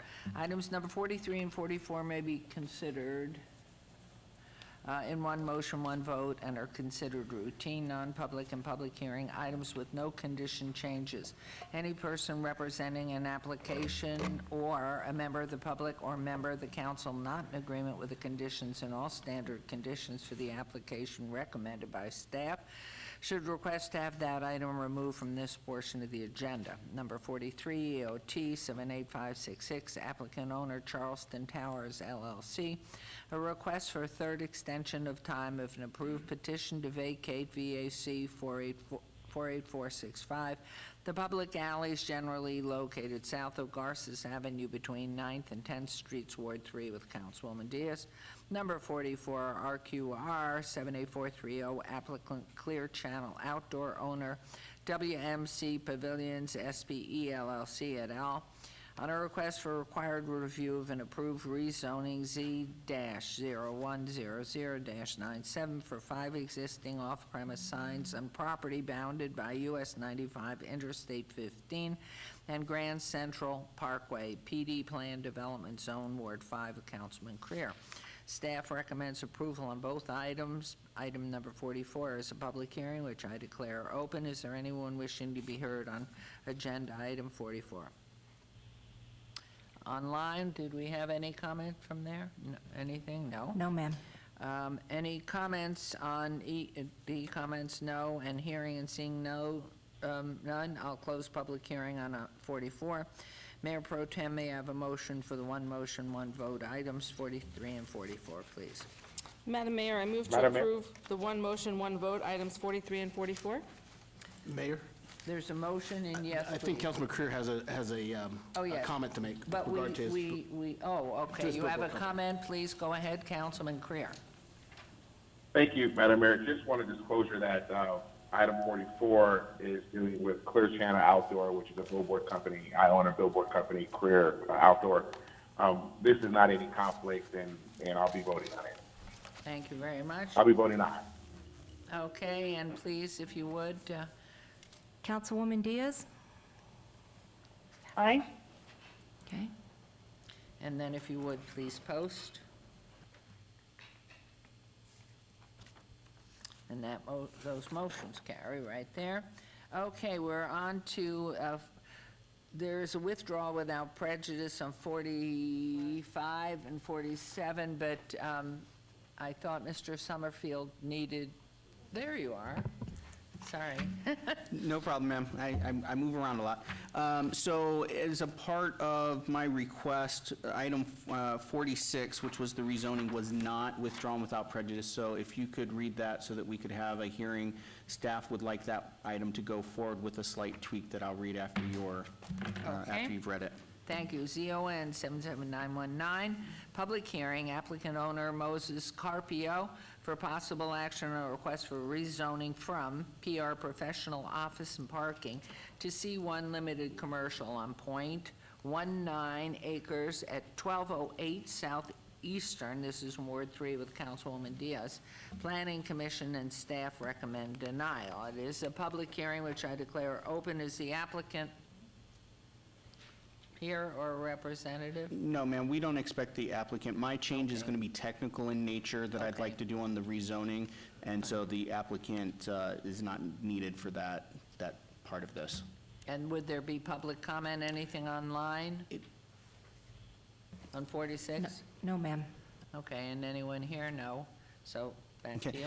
So, ma'am, we have a unique situation here. The applicant had come in for a general plan amendment, rezoning, and a variance because the current structure would not have met the design requirements for the proposed zoning district. Working with the Ward 3 office, Councilwoman Diaz and her staff, and the applicant, we've come to a solution that does not require them to do the general plan amendment or put forth the variance. However, staff would like to allow the zoning request to go through, but amend the zoning request to go from PR to PO. In 2011, the city adopted the Unified Development Code, which made the PR zoning district a legacy district and changed that district to the PO district, with the intent and expectation that as the PR properties would come in for other things, they'd do a rezoning to rezone to the PO so that they'd be in the current standards. So staff would ask that the rezoning move forward with a recommendation from staff of approval to go from PR to PO. This would leave the building. The existing building is non-conforming, which we're okay with because it's maintaining its proper use. But this will allow us then to clean up this property so it's applying the current code. And with that, if you have any questions about that request, I'd be happy to answer them. Thank you. Okay. Any questions? Councilwoman Diaz, this is yours, please. Yes, thank you, Madam Mayor. I just want to thank Director Summerfield for helping my office navigate through this issue of a small business owner and ensure that this could be housed and operating out of the city of Vegas. So with that, I move to approve item 46. Okay, there is a motion to approve. As amended, the zoning request going As from amended. PR to PO. Thank you. Thank you. A motion as amended. Please vote and please post. Councilman Creer? Aye. Thank you.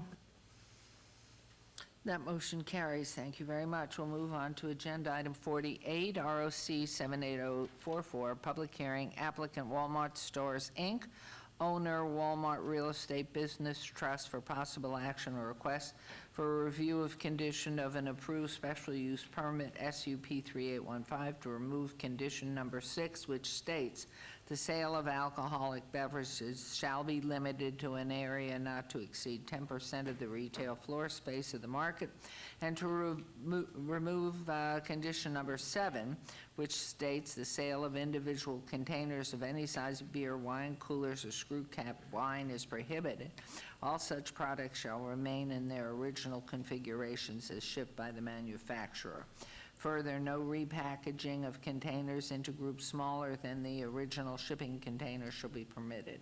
On 4.31 acres at 6310 West Charleston Boulevard, C1 Limited Commercial Zone, Ward 1 with Councilman Knutson. The staff recommends denial. This is a public hearing, which I declare open, and we have a representative present. And could we see your face for one moment without the mask so we know who you are? Thank you very much. You can put it back on. You can. Thank you, Madam Mayor. Thank you. For the record, Jennifer Gaynor from the firm of Dickinson Wright here on behalf of my client Walmart Stores, Inc. This review is requested primarily because Walmart just wants to be allowed to sell individual containers of screw top wine. Since the time this was put in place, a lot nicer wines are sold in screw tops, as you probably well know. As far as the other conditions, the repackaging, this won't be done as a rule. They just want flexibility to do so if the original packaging is damaged. And they have no plans to increase the footprint of alcohol sales in the store. However, they're just looking to have this special use permit conform to their others, none of which have a similar requirement. This store is in the district of Councilman Knutson. I have spoken with him, and he feels this will not have any negative impact on the store in his district. Thank you. I frequent that store.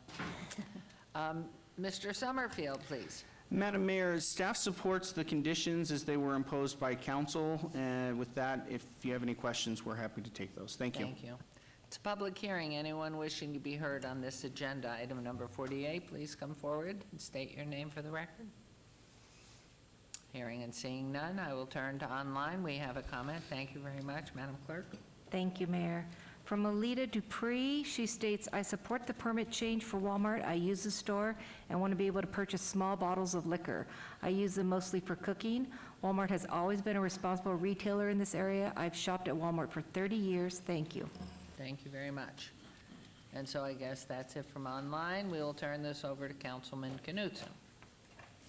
Thank you, Mayor, and I have met with Ms. Gaynor. I'm comfortable with making a motion for approval. I do want to say that there were some comments received by my office that were in opposition. However, I think the going forward is consistent with other Walmart stores in the community, and I have learned a lot about canned wine. So thank you, Ms. Gaynor, and I would move for approval. Thank you. There is a motion to approve on agenda item 48. Please vote. And if you would, check on with the online. Councilwoman Diaz? Phones. Aye. Councilman Creer? Aye. Thank you. And please post. That motion carries. Thank you for coming down. Thank you. Stay well. We'll move on to agenda item 49 was obeyed to the 20th of May. So we'll move on to agenda item 50, SDR 78245, public hearing, applicant MO Construction LLC, owner CVV LLC, for possible action or request for a site development plan review for a proposed 30 and 155 square foot commercial building with drive-through with a waiver not to orient the building to the corner where such is required, to allow a waiver of Title 19 landscape buffered standards on 0.43 acres at 3801 West Charleston Boulevard, C1 Limited Commercial Zone, Ward 1. And that's Councilman Knutson. Planning Commission and staff recommend denial. This is public hearing. I declare it open. Is the applicant or representative present? Okay, Mr. Summerfield. Madam Mayor, while a commercial use is appropriate to this location, the proposed development as designed is not compatible and harmonious with the surrounding and future land development in the area. This is evidenced by the requested waivers regarding building orientation, reduction in existing landscape buffers, and placing a drive-through at a prominent intersection of Charleston and Valley View. For these reasons, staff is recommending denial of the requested site development review. Thank you. Could you point on, Mr. Summerfield, on the diagram here, where is the drive-through? I go by it at least once a day. So on the screen that you can see on that map in the area, it's kind of a triangular piece. You can Right. kind of see an outline where there's a drive aisle that goes through that area. It's a parking lot. Jeff, it's at Valley View and Charleston, right in that corner area. This is where they're planning to put the proposed coffee shop. It would have a drive-through that would actually come behind the building, so along kind of the Charleston frontage, along the Valley View frontage, and then back out to the drive lane. Could you again show how the drive-through, that corner right there off of Valley View that goes down that little slip road, it's one way, one Jeff, direction, can you go to the very site plan for me? narrow. And so I don't see how that goes, and that it won't be a problem unless it stays on the full property. So we had the site plan just a second ago, so hopefully we can get back to that and I can And give it a little more it's just detail. the pathway of the drive-through. Yeah. All right, so here's the site plan. So to the left of the screen, you see Charleston. To the bottom of the screen, you see Valley View. So you can see they're going to retain a portion of the parking lot there, and then they're going to start their queuing off the drive that comes in off of Charleston. Then they'll wrap the drive-through lane along Valley View Drive with the coffee shop interior. They'll come out, and then they'll be able to make a direction decision. They can either go back out to Charleston, where they have to make a right because there is a median there, or they can follow the commercial center to what would actually be to the south or to the right of your screen, and exit onto Valley View from there's I believe another entry point south of the screen on Valley View.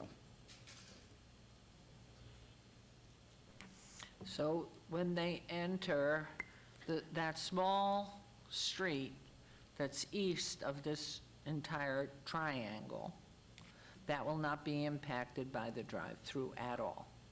I will turn to my colleague from Public Works on some of the traffic concerns with this. Bart Anderson, Public Works. We do have some concerns over the impact to the driveways, not specifically the impact of this use alone, but the combination of this use with the existing vehicular load. This is an existing office complex, and they have, daily high-hour impacts in the morning and in the evening, and that just happens to be, kind of coincide with the peak hours for this type of operation. So we do have some concerns, and we've got a condition of approval in what is before you today, that they are required to do a traffic study with special emphasis on the operation of those driveways so that we can evaluate what impacts might have and what might be needed to mitigate those. Well, as I say, frequenting that area and knowing Valley View and the traffic that's on there in normal times, and then that little, I don't know what the name of that little street is, but it goes from Valley View. It's a cutout that takes you right onto Charleston.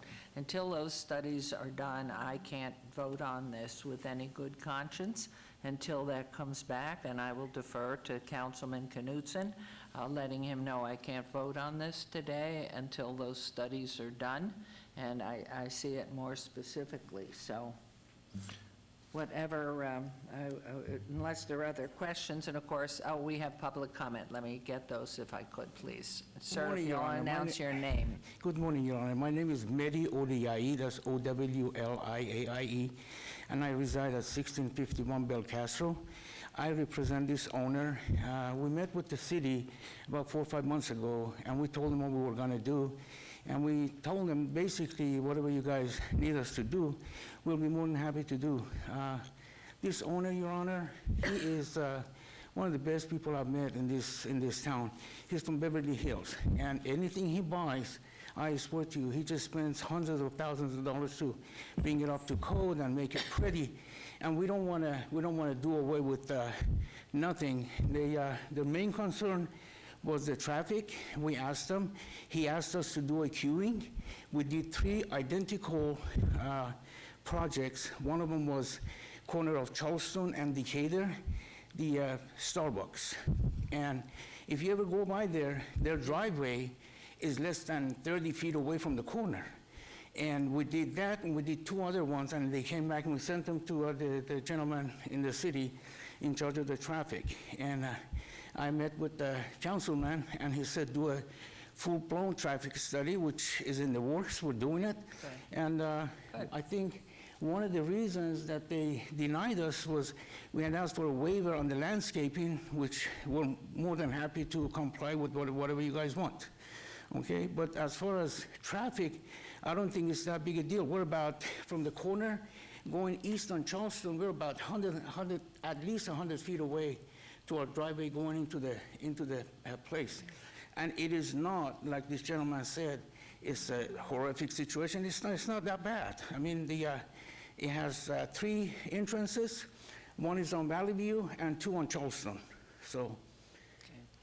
All I was saying, it's not that I would be opposed to it, I just want to wait till the studies are done, and because I do frequent that area and have many times gone into that Starbucks. I don't know how you did it, but whatever you did, it was well done. Your Honor, we were talking to the donut place, what is it, Dunkin' Donuts, and they backed out. So as we speak, we don't have anybody, mix yet. But we would like it to be, with the drive-through and like I said, That's if it's a traffic study, we'll be more than happy to get you guys. Thank Okay, you. yes. I ran to get here, so. Yes. Thank you for And that. thank you. Just stay, because we have public comment too that's coming, yes. Madam Mayor, Councilman Knutson, would it be possible to maybe obey it for a little bit until we can figure that out so we can see the traffic study? I am going to ask the applicant, because we've met, and I mentioned the same concerns that you had, Mayor. I run that area a few days a week usually, and I agree with the applicant that Valley View doesn't have that much traffic. Charleston is a little bit congested, and so that's why I asked to do the traffic study. Sir, you've waited for a long time this morning, and I know you didn't want to spend a whole lot of time in the council chamber, so I'm going to ask you for your thoughts on obeying this until a traffic study is done. Should be done. And Madam Mayor, I understand your concern. I had the same concerns. I'm comfortable with the project, but it's your neighborhood too. I get it. And so, sir, if you're comfortable with an abeyance until the traffic study is done, I would want to move forward once the traffic study is complete. We should be done within a week to 10 days. We'll have Perfect. them delivered. When's our today. next council meeting? 20th? May 20th or June 3rd?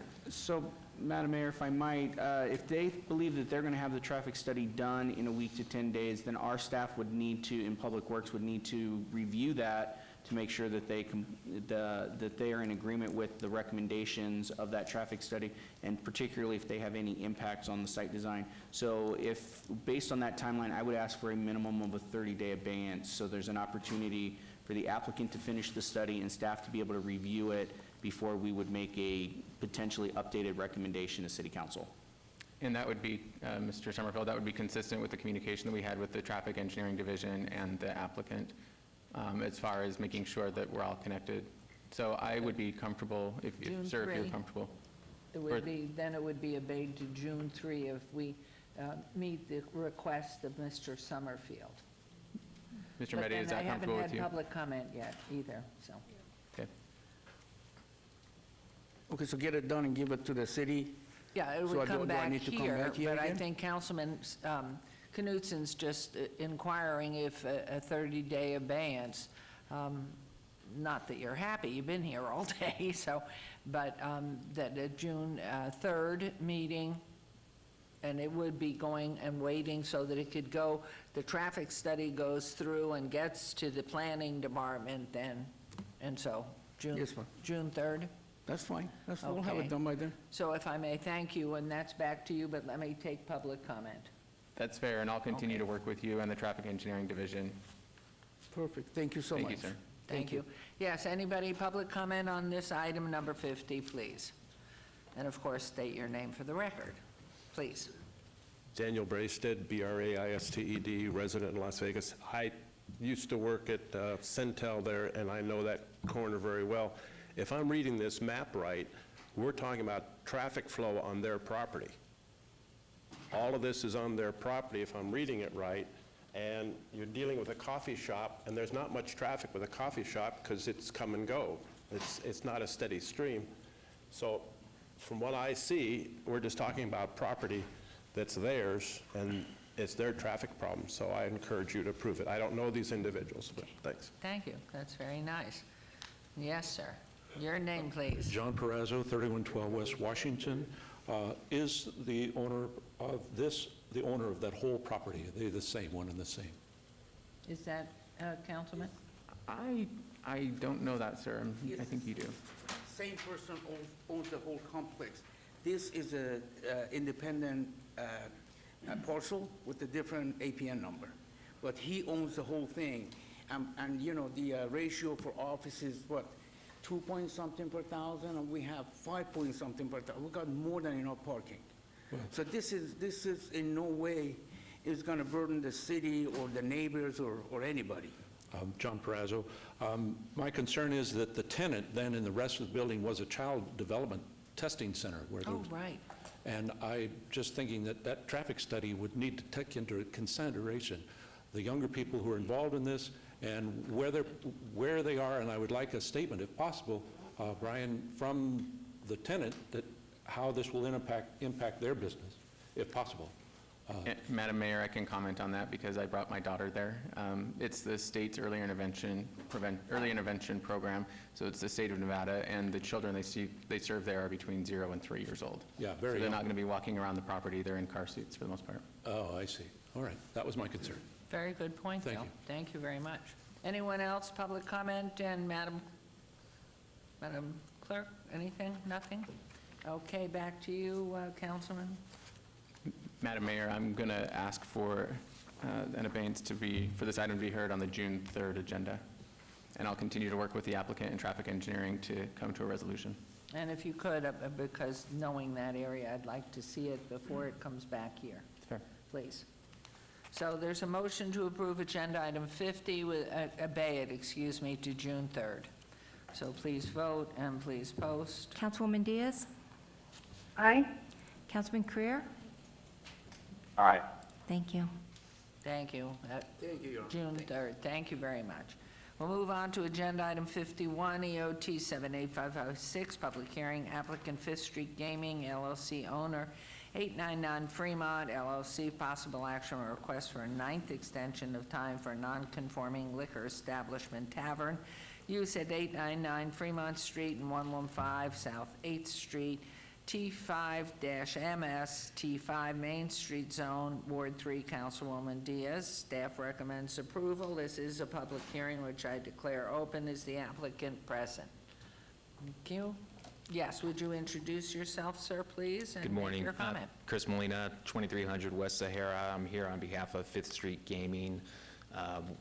Fifth Street Gaming is, the casino operator here for the Western. They're an established operator with a number of establishments in downtown and has their, finger on the pulse on what's going on with the economic situation downtown. They've been preserving the land use rights here for the Western since 2012 when it permanently closed. They are waiting for the right time to reopen, and that simply just has not happened yet. The rebound after the economic downturn and recession in 2008, it mostly favored the Fremont Street experience, but it is slowly working its way down Fremont towards 8th Street, where where the Western is located, and they are planning to reopen at some point in time to preserve the non-conforming gaming rights. This request, the application for extension of time, is just for the tavern land use rights. Thank you very much. Mr. Summerfield. Madam Mayor, the liquor establishment tavern use is located on Fremont Street, which accommodates a variety of commercial uses, including similar uses, and will not negatively be impacted by the existing protected uses, or the proposed extension will not negatively impact any existing protected uses in this area, as the request does not jeopardize the public health, safety, or welfare and falls within the intent of our non-conforming statutes, Title 19, 14, 030. Staff is recommending approval with a 1-year additional Review. time limit. Thank you. Okay, thank you. This is a public hearing. Is there anyone who wishes to comment on agenda item 51? Anybody online? Any comments there? None. Thank you very much. So I will turn this over to Councilwoman Diaz. I will close the public hearing, so it's yours, Councilwoman. Thank you, Madam Mayor. I'm going to go ahead and follow staff recommendations for approval and move to approve item 51. Okay, there's a motion to approve agenda item 51. Would you please vote? And Councilman Creer? Aye. And would you please post? Motion carries. Thank you very much. Thank you. Wonderful. And we'll move on to agenda item 52. This is a report from our city manager, Scott Adams. Can I give you this? Thanks.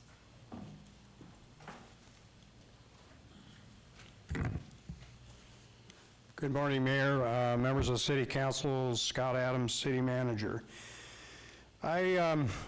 For this morning's emerging issue report, I wanted to really do some of the same that I've done in the past, which is really provide an update to the council and to the public about the things that are going on relative to COVID-19 with the city.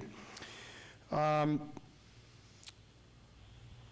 kind of wanted to reiterate, though, at the outset, something I said to you, it's now been 7 weeks, at the council meeting, where you approved a resolution for an emergency. You ratified the mayor's resolution for an emergency going forward at that time. And, you know, this is, the last 7 weeks have been the longest year of our life. I said there were 3 things that I really needed to concentrate on, and I was very thoughtful about them. One is the health and safety of our employees, 2, the health and safety of our citizens. And I think in doing both of those, we can maintain our essential operations of the city. And so at that time, I said going forward, there would be 2 priorities. One is the fact that at that time, and it hasn't changed, we are in the midst of the most serious fiscal crisis I think the city of Las Vegas has ever faced. It is not insignificant. It is a crisis. And then at that time, the second priority was carefully following the orders that were happening, and they were happening very quickly, closing the city operations and maintaining the level of safety that was required at that time. We're in a different place now. My thoughts going forward and priorities are, first and foremost, our city budget. And managing that fiscal crisis. And then second, now, we're shifting gears. We're now looking at reopening. So I want to touch on both of those issues. First, our budget and financial crisis, and then second, talk briefly about what we're doing on reopening. As it relates to the budget, things really haven't changed a whole lot as we've been briefing you weekly through our financial conditions, and as it's changed. We've been working on a financial projection using the best economists' opinion available in Southern Nevada, who have access to good information about sales tax debt and other taxes. And our deficit over a 16-month period, the tail end of fiscal year 20 going into entire fiscal year 21, is projected to be $147 million. By reference, the deficit in the Great Recession was $100 million. So we've got a much more serious financial condition than we had then, and we have much less time to deal with it than we had then, because that occurred gradually as we went down into the Great Recession. So let me frame that, and let me just add to that. If you go into FY22 based on our projection, as we've shown you, we add another 50+ million to that deficit. So our deficit really is about 200 million over the balance of this year and the next 2 fiscal years. We have about $90 million of usable fund balance. We have about $150 million available, but we need to keep 50 to 60 for cash flow. As you know, our taxes and revenues don't come in smoothly like it does to the average household. It comes in spurts. So we've got to have enough cash to continue to maintain operations while those revenues come in. And the revenues aren't coming in like they used to. It's different. Some of the stuff isn't being paid. And every month that goes by, we're getting new data that shows us what is and what is not being paid.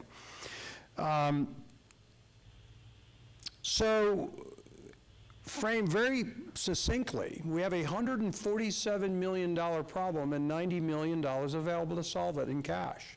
If we do nothing, in January, and we've presented these numbers to you, we've done a month-by-month cash flow analysis, something we generally don't do, but given the crisis we're in, we've had to do it. It's like a business. We have to look month by month, see how much cash is coming in, how much is going out, to make sure we're going to make ends meet. And if we do nothing, in January of 21, we run out of cash.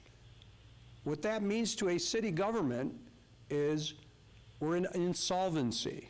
Now that I'm not trying to be melodramatic, but we've got to resolve that crisis. So what I'm getting to is our federal funding. I am very pleased to indicate that we did receive from the U.S. Department of Treasury just shy of $119 million of federal Treasury funds out of the CARES Act and the Coronavirus Relief Fund. That money was directed directly to units of government, local government, of 500,000 population or greater. So we got a direct appropriation, and with that appropriation came rules and regulations regarding how we could use it, and they are complicated. The federal government, as we all know, through the years that we've worked with the federal government on funding, cannot leave their hands off. They giveth you money, but that it comes with it incredible rules. So there were 4 pages of rules that went with it on what you can spend it on and what you can't spend it on and how you can spend it. And so we've analyzed those rules, and we believe there is a strategy that we can use to bring those dollars into our budget and reimburse our costs, in particular in areas of public safety, which is really positive because that's the council's #1 priority.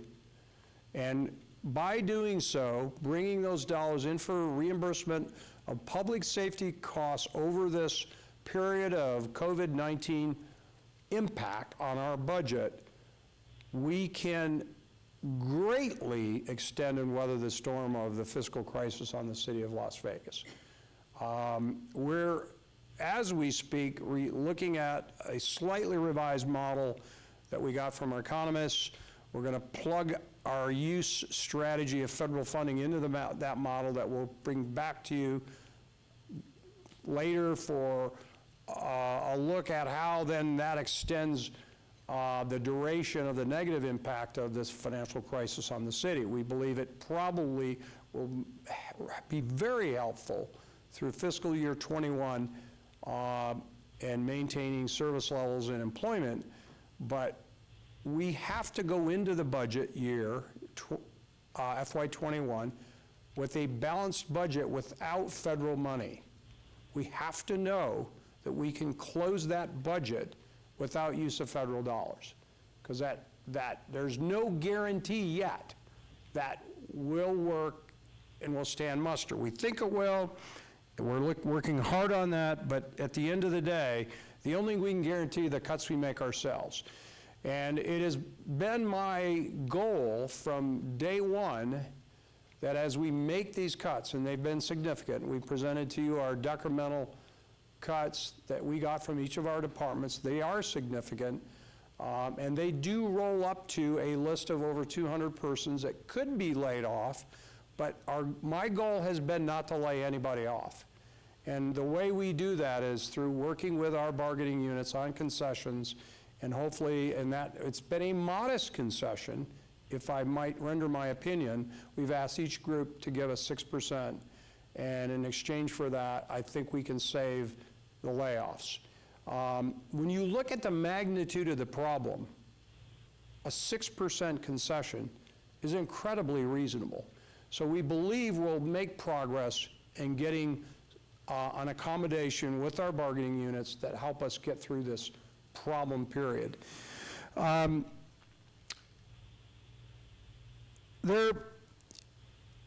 is, I think, an issue about whether we have any money that we can put out into the community and impact the community through use of federal dollars.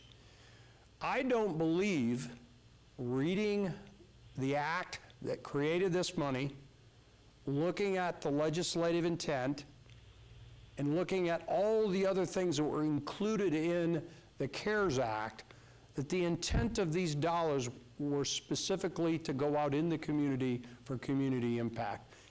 In my opinion, in our opinion, as we've looked at the act and looked at the rules, its clear intent was to direct those dollars to local and state governments to address the COVID-19 impacts on state and local government. There were many other funding mechanisms in the bill and in subsequent bills directed at community resources and impacts. And we're going to be looking at those to try to access those so that we can get those dollars out in the community to help businesses, to do testing and do all the things that are going to be necessary as we reopen.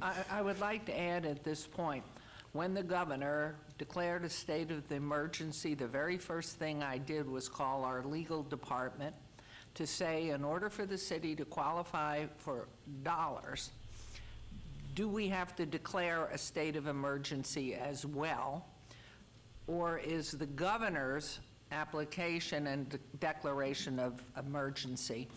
And I was assured that with the governor doing it for the state, there would be funds coming for the state, for the whole state, but that additionally, with us filing, would put us into any position that would give us separate funding for cities, which, of course, at that time, we didn't know the cutoff was 500. But I specifically wanted to know from legal, and therefore was assured that the state, in getting funds, has funds for the state. That when the city gets money, it would be, as you've interpreted right now, that it goes in its specific category. Right. And it's, Mary, as you bring that up, I would need to remind you that if you look at the act and how it was funded and the formula that was included in the act that funded state and local government, the way it worked was a percentage of the dollars went direct to communities of $500,000, or a 500,000 population or greater. Right. And the rest of the money went to state and local government through the states.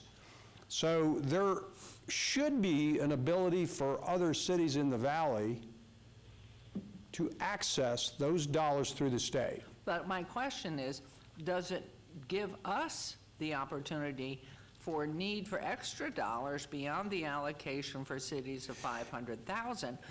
Aren't we in line for funds that come to the state through the governor's emergency? Absolutely. The emergency declaration really primarily addresses your ability to access FEMA dollars. Correct. Because when you declare an emergency, then you kick in the Federal Emergency Management Program. And so having a declaration at the state level means now there can be a flow of federal dollars through the state to localities that have declared emergencies through that emergency management process. So we have an ability to access funds through that way, along with the direct appropriation that came out of the CARES Act. The CARES Act was separate Correct. from federal emergency management legislation and funding. So there's kind of like two tracks. But then in the CARES Act, there were other funding mechanisms, and then there's been a subsequent bill that just passed that included additional dollars, and a chunk of which, very large amount of money, goes to states for testing. So as we've been briefing you, my recommendation is we keep our focus and priority on use of those dollars on the city's budget to offset our inordinate impacts due to COVID-19, and to the extent that there's dollars left over after we've addressed our budget impacts, we can push those out in the community or use them for our own purposes for COVID-19 related impacts going forward. For example, as we reopen, and it's a good time to transition to talk about reopening, we may need to do our own testing of our employees, do our own testing of customers, provide our own PPE for employees and customers, do building modifications. I don't know if you all have been out in businesses lately, but the plexiglass people are very busy right now. And so we may need to do some of that work, and we'll have money available to do it. And to the extent there's anything left, now realize we got $119 million and $150 million problem. But I would share with you that if there, obviously, federal monies go back to the federal government if in fact they're not used by a state specific. Yep. But in this indication and listening to the medical field around the country, this is a recurring virus. And so to me, what comes to the state, the funnel through the state, which I've had confirmed basically through our legal analysis, that was money for the state, which we're entitled to appeal to, but that the 500 million is, not the 500, the 119 million or less than, is specific to the city of 500, not for giving out to other communities. That comes out of the state funnel, which we should be able to appeal to. But the reality is we can't be blind to the fact that if in fact we are able to open through the governor's edicts, we may have to close down again. And therefore, I can't even imagine we would even consider of that amount of money, which I know you've already looked at. We can certainly do the things we have to do. But I don't think, the first obligation is the 500, cities of 500 need to attend with that money to this, but not just for right now, it could recur in the fall. And that's a good point, Mayor, and that is that I believe that we should take a conservative approach. Yes. Budgeting and in use of those funds over the next 18-month period, or 16-month, to be sure that we maximize its use for impact on our financial conditions so we can maintain a viable city. Because I believe the intent of those dollars was to help states and cities maintain their viability due to COVID-19 impacts. Correct. So, but in a desire to be more magnanimous, you could shortchange the city if the virus sustains itself or picks up in the fall, and now you don't have any funds That's correct. left. So from my perspective alone, and having read the requirements from the federal government for the cities of 500,000 or more, it is, and looking at what every medical expert is talking about, they don't have their arms around it by any means. Right. And so it's to the end of the calendar year. I think the money goes back on the calendar year, does it not? If it weren't spent. The money is available for expenses from March 1st of this year through December 30 of this year. Correct. So for a 10-month period, we can use the dollars on Correct. city budget impacts. And that is been our recommendation, because I think we can then sustain the city, avoid insolvency, maintain operations and service levels to the greatest extent possible, and avoid hopefully reductions in force. Let me just touch on the reopening effort that we're underway with. We have asked each of our directors of our departments to develop a reopening plan for each department that's in phases, looking at the White House guidelines, looking at the current state plan, which still requires detail, but we're coming up with our own phased plan. That plan has generated some overall issues that we have to address citywide. For example, when do the lobbies open? How do they open? How do we handle customers? How do we handle appointments? A whole myriad of issues. And then we're going to look at how we work with the business community. To that end, we've put in place a team. That team is multidisciplinary, cutting across city functions that address the external business community, our licensing folks, our economic development folks, and so forth. And so we're going to be looking at, for example, what are the standards that businesses should open to that cut across the entire business community? Social distancing, use of masks, how you handle customers, how you handle lines, the whole myriad of issues, with an understanding that every business is unique. It has a unique set of tenant improvements, layout, and we can come up with standards, but then they have to be adapted to every single unique business situation. So it probably the ball's more in the court of the business to take a look at those standards, I think you've said this, and have them develop the plan, get it to us for review so that we can ensure that they are meeting standards, but doing so in a unique way that adapts to their own specific business setting. So those are all being worked on. We want to be, as I've said in the past, at the front of the line on the reopening process. As we get the green light from the state and the region on the new rules going forward on opening, we want to be ready to reopen. I also want to mention that we have, it's not like we have not looked at the community. We have opened and stood up in concert with the county, the ISOQ facility at Cashman to address the homeless community. Did we overkill on that? I don't think so yet. We've stood up a very large facility that can handle hundreds of homeless persons. To date, we've, I believe, processed about 115 or so homeless individuals there, but that was without any outreach. We are just starting an outreach process of working with teams to reach out into the community, in the homeless community, on the streets, to contact and test when necessary the homeless population.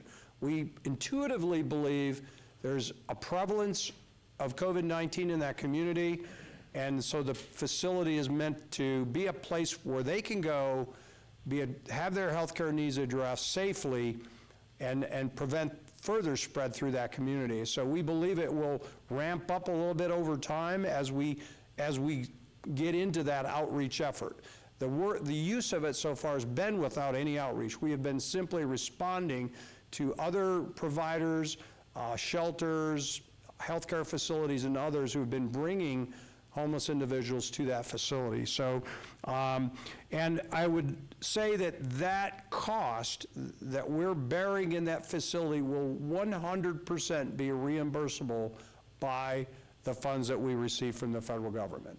So we will have our costs covered. I was never worried about that when we stood it up. I knew we'd either get FEMA dollars, or in this case, we're getting the actual dollars from the federal government direct to us. So I wanted to just kind of give you a brief report on where we're at on that. So with that, that's kind of where we're at. Our focus is on the budget, sustaining our city operations and viability, and now we're shifting gears from where we shut down. We're looking at what did we do to shut down. Now how do we shift gears and reopen, but now safely? And I think our philosophy in this is that a healthy economy and public health are not mutually exclusive, that we can have both. And we're working hard to look at how we can have both. Thank you. Thank you very much. I know you're working very hard because you did get some black circles under your eyes. I know that. But I also have to keep saying how your wife keeps your hair trim. You're the only person in this entire city that has a haircut. I have a built-in one. I mean, look, you don't even share it with the rest of your group here. Goodness gracious. Okay, we're going to move on to agenda item 54, which is our final... Madam Mayor, Yes? can I ask City Manager Adams some questions, please? Okay. Mr. Adams, could you go back to the microphone, please? Councilwoman Diaz has questions. Thank you, Madam Mayor. I think that it's important that we be transparent with the community and let them know what public safety costs are. And I hear public safety as a city council person, and it can mean many different things. And so I think it's important that we also state and we tell our public what public safety costs are. I know that I, on a daily basis, am receiving a lot of calls from my boarded up small business owners who are very worried about the security of their small businesses and having to be away from them. And I also receive a lot of calls about homeless issues that are intersecting with the businesses that are open and offering curbside business. So I want to know, what does public safety costs mean, and what does that mean for the people who live and operate in the city? Councilwoman Diaz, thank you for the question. Let me be very specific then about, under the guidelines of federal funding, what we're able to access in the way of reimbursement using those funds. Under the recent guidelines that we've been able to get from the U.S. Department of Treasury, they've indicated to us that any public safety costs during this period, during that grant period, is presumed to be COVID-19 related. So when we look at how we can reimburse our costs, it can be for use of, it can be for our fire department, that our fire department, both in suppression and emergency response, paramedics, really have to work without regard to any kind of social distancing. They are a first frontline responders, and so we can reimburse our cost of fire during that period. We have a contribution we make to the Metropolitan Police Department for our police services to the city of Las Vegas, so we can get reimbursement for a portion of those costs. We are able to get reimbursement for our cost of marshals that provide park and public facility security during that period and other spaces in our homeless support. We can get reimbursement for our detention services. We have a significant issue at our jail with our detention employees that have no choice but to deal with our inmates who are in that facility, and we've actually done a very good job in that facility of keeping infection rates to a minimum, but there's always the risk that a person that works in detention has of coming face to face with somebody that is infected. So those are the four or five primary public safety functions that we're going to be eligible for reimbursement levels through use of those funds. And when you roll that all together, that cost is very significant to the city of Las Vegas. Okay, and then I have a guideline too that lists eligible expenditures, and it's dated April 22nd. Have those guidelines shifted or changed? It may have been the set of guidelines that we gave you during briefing.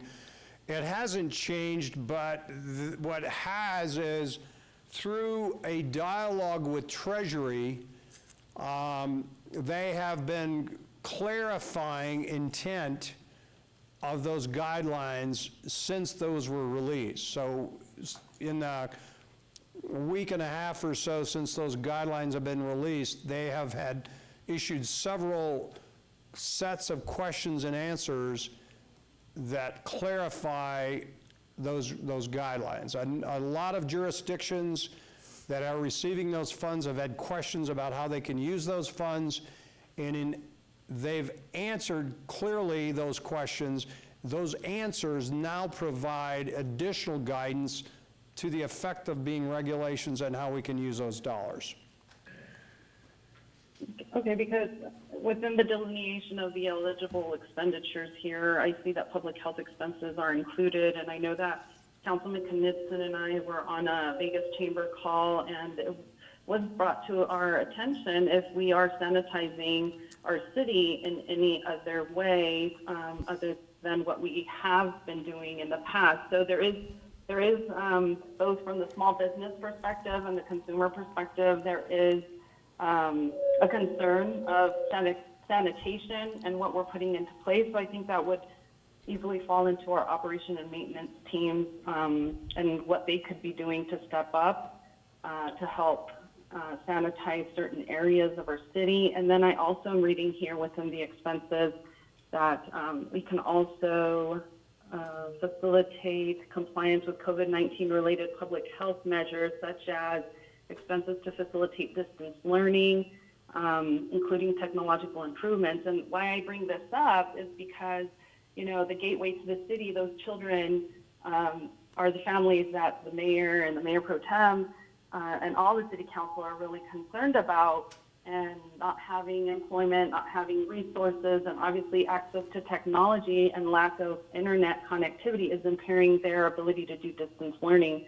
And so I just see that there are windows of opportunities in which we could be helping some areas in our city that need that assistance that perhaps are not receiving that kind of just services, so that the children can continue to do their distance learning, so that maybe the elderly and the vulnerable populations that are going to go without meals maybe have them, et cetera. I think there are some ways that we could be striking a balance and making sure that we're looking out for all the residents and citizens. I'd like to answer you too, Madam Diaz, Councilwoman Diaz. My office has been open throughout, and we have the full phone coverage. We speak to a lot of your constituents and to assure them of everything that's going on here comprehensively, because as you know, being elected at large, I represent the whole city. And so we have had quite a number of calls and emails. Quite often we forward them on, but knowing that you are working from home as permitted, we are fielding a lot of calls, holding a lot of hands, a lot of upset people, and especially the elderly who are concerned, as well as the business people in the downtown area who, although in a different frame of mind, but directing them on. We have a list of numbers, and are doing our best to giving individuals who are concerned about their safety or their health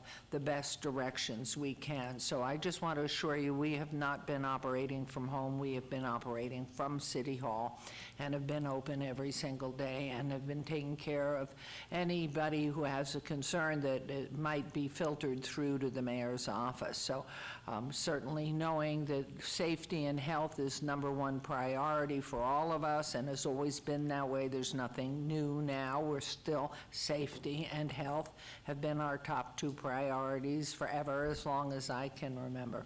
So to please continue to offer the mayor's office to your constituents, because we're here. We are here.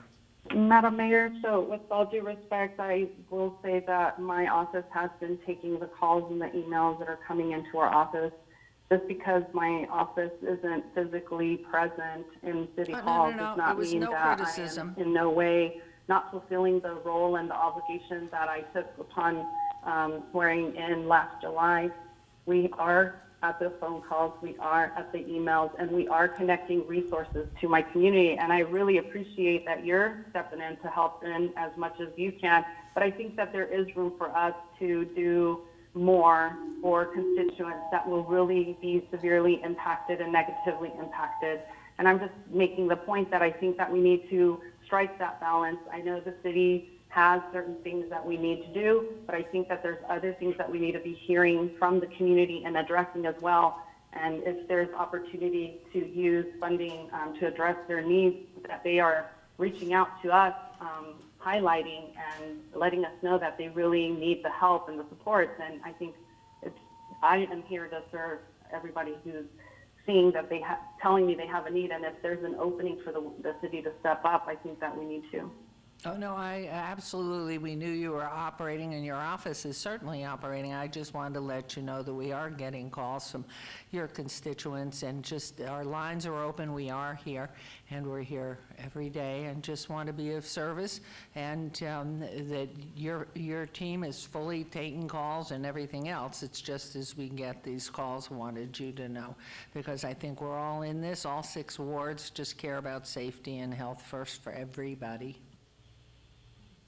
Exactly. So that's the point I'm trying just to stress, and just for us to really think about striking that balance for public safety of our residents that are being negatively affected. And I think Ward 3 is one of the ones that is severely impacted in terms of public safety, and I want my constituency to know that I don't let that go unnoticed. That's why I'm making these comments, and I want them to know that I am here to look out for them, and that I'm going to hopefully have continued conversations about what are some things that we could be doing to make sure that we meet their needs. Madam Mayor, may I make a comment? Okay, thank you. Thank you, Councilwoman Diaz. And again, and as you stay home for the last 7 weeks and answer your phone from your home, I respect that. Stay home if you want.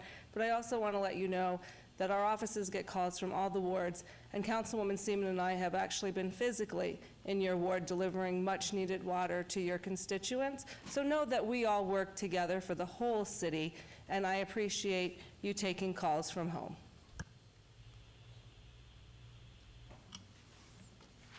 Any follow-up for our city manager here? Okay, I guess not. Thank you. We're going to move into agenda item 54. 53, what, did I not do that? Oh, right, to set the, yeah, I forgot that. Set the date on any appeals filed or required public hearings. I'd instruct the city clerk to set the public hearing dates and appeals from the City Planning Commission meetings and dangerous building or nuisance litter abatements, please. Thank you, will do. Thank you very much. Now we'll move into our final public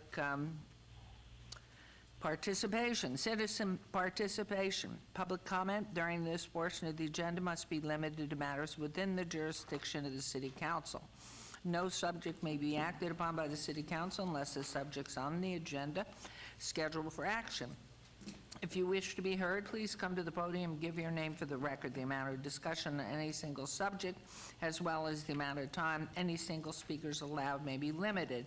This is your opportunity to address the council, but council will not respond or engage in dialogue. Any members of the public who wish to speak under this portion of the agenda, please come forward and then state your name for the record.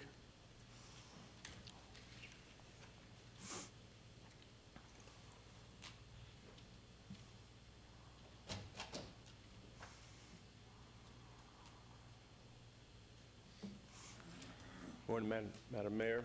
I appreciate everything that's been going on. If While you this could is move the- closer to the microphone, we can't Sure. hear you. Daniel Braisted, B-R-A-I-S-T-E-D, resident of downtown Las Vegas. While this handout's being passed out, I heard rumors that government employees who are getting full pay and benefits also received a check for $1,200. I hope that's not true. The handout that's being passed out is covering what I mentioned at the last meeting. The handout was read into the minutes at the Clark County meeting on April 21st. This is where I was talking about that while we're talking about eating good food, we should take a challenge and talk about people while their body is out of balance and health challenges. There are certain foods we should slash, and of course, the standard is sugar and some of the others, so I did mention that. I don't think any elected official with future plans will ever mention this letter because the lobbies and all will get at them, but I do think it's something that you should consider for your own home and the people that you care about is to cut the negative foods, because it's just like the emotional bank account with Covey, there's a pluses and minuses, and while your body is weak, this virus, which really isn't live, it's just a chemical, and it will always be here, and we've never really been worried about the flu when it was killing other people, so I do think that these items should be good. On the back of it, I talk about that maybe you should be considering mentioning to your constituents that they should set up a second pantry in a closet somewhere in their home for secondary foods and toilet paper and water, and they also should be considered setting up an emergency bank account or emergency funds.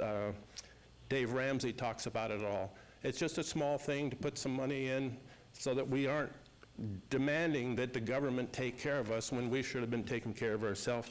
And the third item that wasn't mentioned at the county meeting is there should be a way that citizens can go in and we can look at our live blood. When you actually look, if I show you a picture, I've handed out one of these before, when you look at healthy blood and then you look at your own blood, it may be encouraging people to change their lifestyle. Thank you. We still don't Very have a proctor. No, very nice. Thank you for this information. Thank you. We can all learn every single day. It's wonderful. Yes, sir? John Perazzo, I'm speaking now from a member of the Senior Citizen Advisory Board. Okay, and I'm giving you, I'm sorry I didn't do it before, 2 minutes? This is specifically about the Senior Citizen Advisory Board. Excellent, okay. We're not able to meet because of the shutdown. Right. I'm wondering if there was a way that we could meet video chat or by phone or something, but maybe in an informal way. The one question I don't have an answer to, and you can't engage me in dialogue, but I don't know how much it costs the city to have an advisory board, how much it costs the city to support one meeting or to support the board.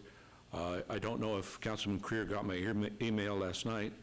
And I don't know what specifically this is happening on specific seniors.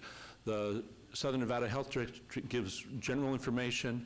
It gives the daily report. It tells me how many seniors. It doesn't tell me where the seniors are, and I know that there's privacy concerns, but I am interested in the different wards. I do pretty much a lot of the statistics for the advisory board. I'm going to ask the city clerk to follow up on this, please. Thank you. I think that's very important. And the other thing is the telephone conferences. Yeah. It can be done on your cell phone or Yeah. on a landline. So our city clerk can help you on that or get the advice. Without, either make it official and then it's open meeting, or informal where we'd only have 3 of us and then we're just chatting. But I think we have a lot of good minds So on that. please, with I'll follow Ms. up with the Holmes clerk. here, please. So I am looking for work, home chores notwithstanding, and I believe our garden is essential. So thank you. I'll follow up with the clerk. Yes, Thank you, please. Mayor. Thank you for your We time. and appreciate what you do. Thank you. And really, this is very important. So, Ms. Holmes, do you have a card for him? So he I can- do, and we'll actually have Stacy give you a call as well. Stacy Campbell? Stacy, okay. Luann, I could talk to John over here. Hi. I'll talk to you down there in a second. All right. Perfect. Thank you. Okay, anyone else? Yes, sir. Yeah, right here. Okay, take your time. This is all fake. Yeah, right. Somebody just chased you too much and you fell over, I'm sure. Yeah, briefly. Yeah. John Bayetti. I live on the west side. Everybody calls me Big John. And my hat is because I didn't get a haircut. Oh, that's all right. Take it off, My please. cane, I would my have cane today. is, I'm one of the many that, didn't have the operation because that's been put on hold. But listening to you guys is very, very exciting. Every one of you, I heard Councilwoman Seaman on the radio, and Gentleman Anthony here was absolutely right on the money. And I just can't emphasize with you guys enough. Michelle Fiore, this is right up your alley. I've been at some of your rallies. I voted at you are awesome. And this is right up your alley. We need to tell these people we're going to open Saturday. You need to tell Governor Sisolak, because he's lacking in leadership, lacking in decisions, that business decisions are up to businesses. That's the nature of Las Vegas. You know, I'm in the food business.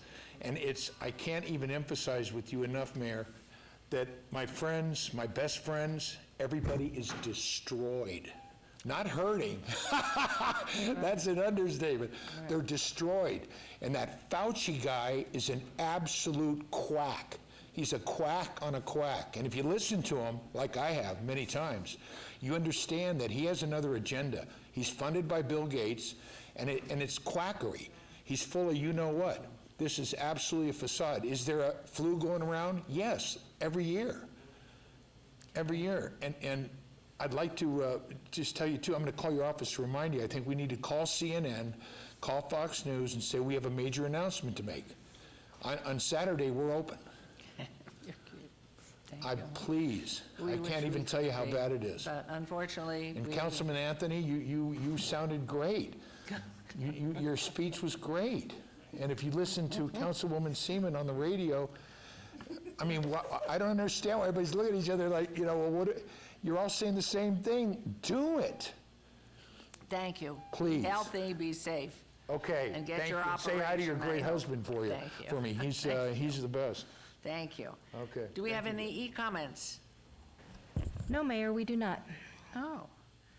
Let's move on to item 55 then. Yes? Closing public comment. Okay. And this is council member recognition. Comments made by individual city council members during this portion of the agenda will not be acted upon by the city council unless the subject is on the agenda and scheduled for action. Are there any members of the council who wish to speak under this portion of the agenda? And there always are, so we will start with Councilman Knutson. Thank you very much, Mayor. I have slides, I think. Yep. So this afternoon, I and my planning commissioner and my senior citizen advisory board member and several members of our community are doing a texting town hall for residents living in Ward 1. Constituents living in the ward should receive a text message this afternoon, and we are all going to be responding back and forth, trying to get as much information as we can.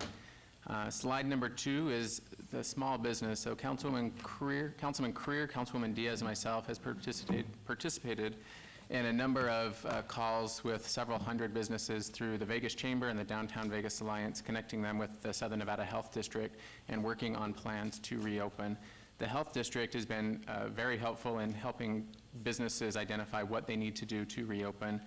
For more information, or if you haven't been connecting to Councilwoman Diaz or myself on the Health District, you can go to snhd.org for more information. Slide number 3, this is National Nurses and National Correction Officers Week.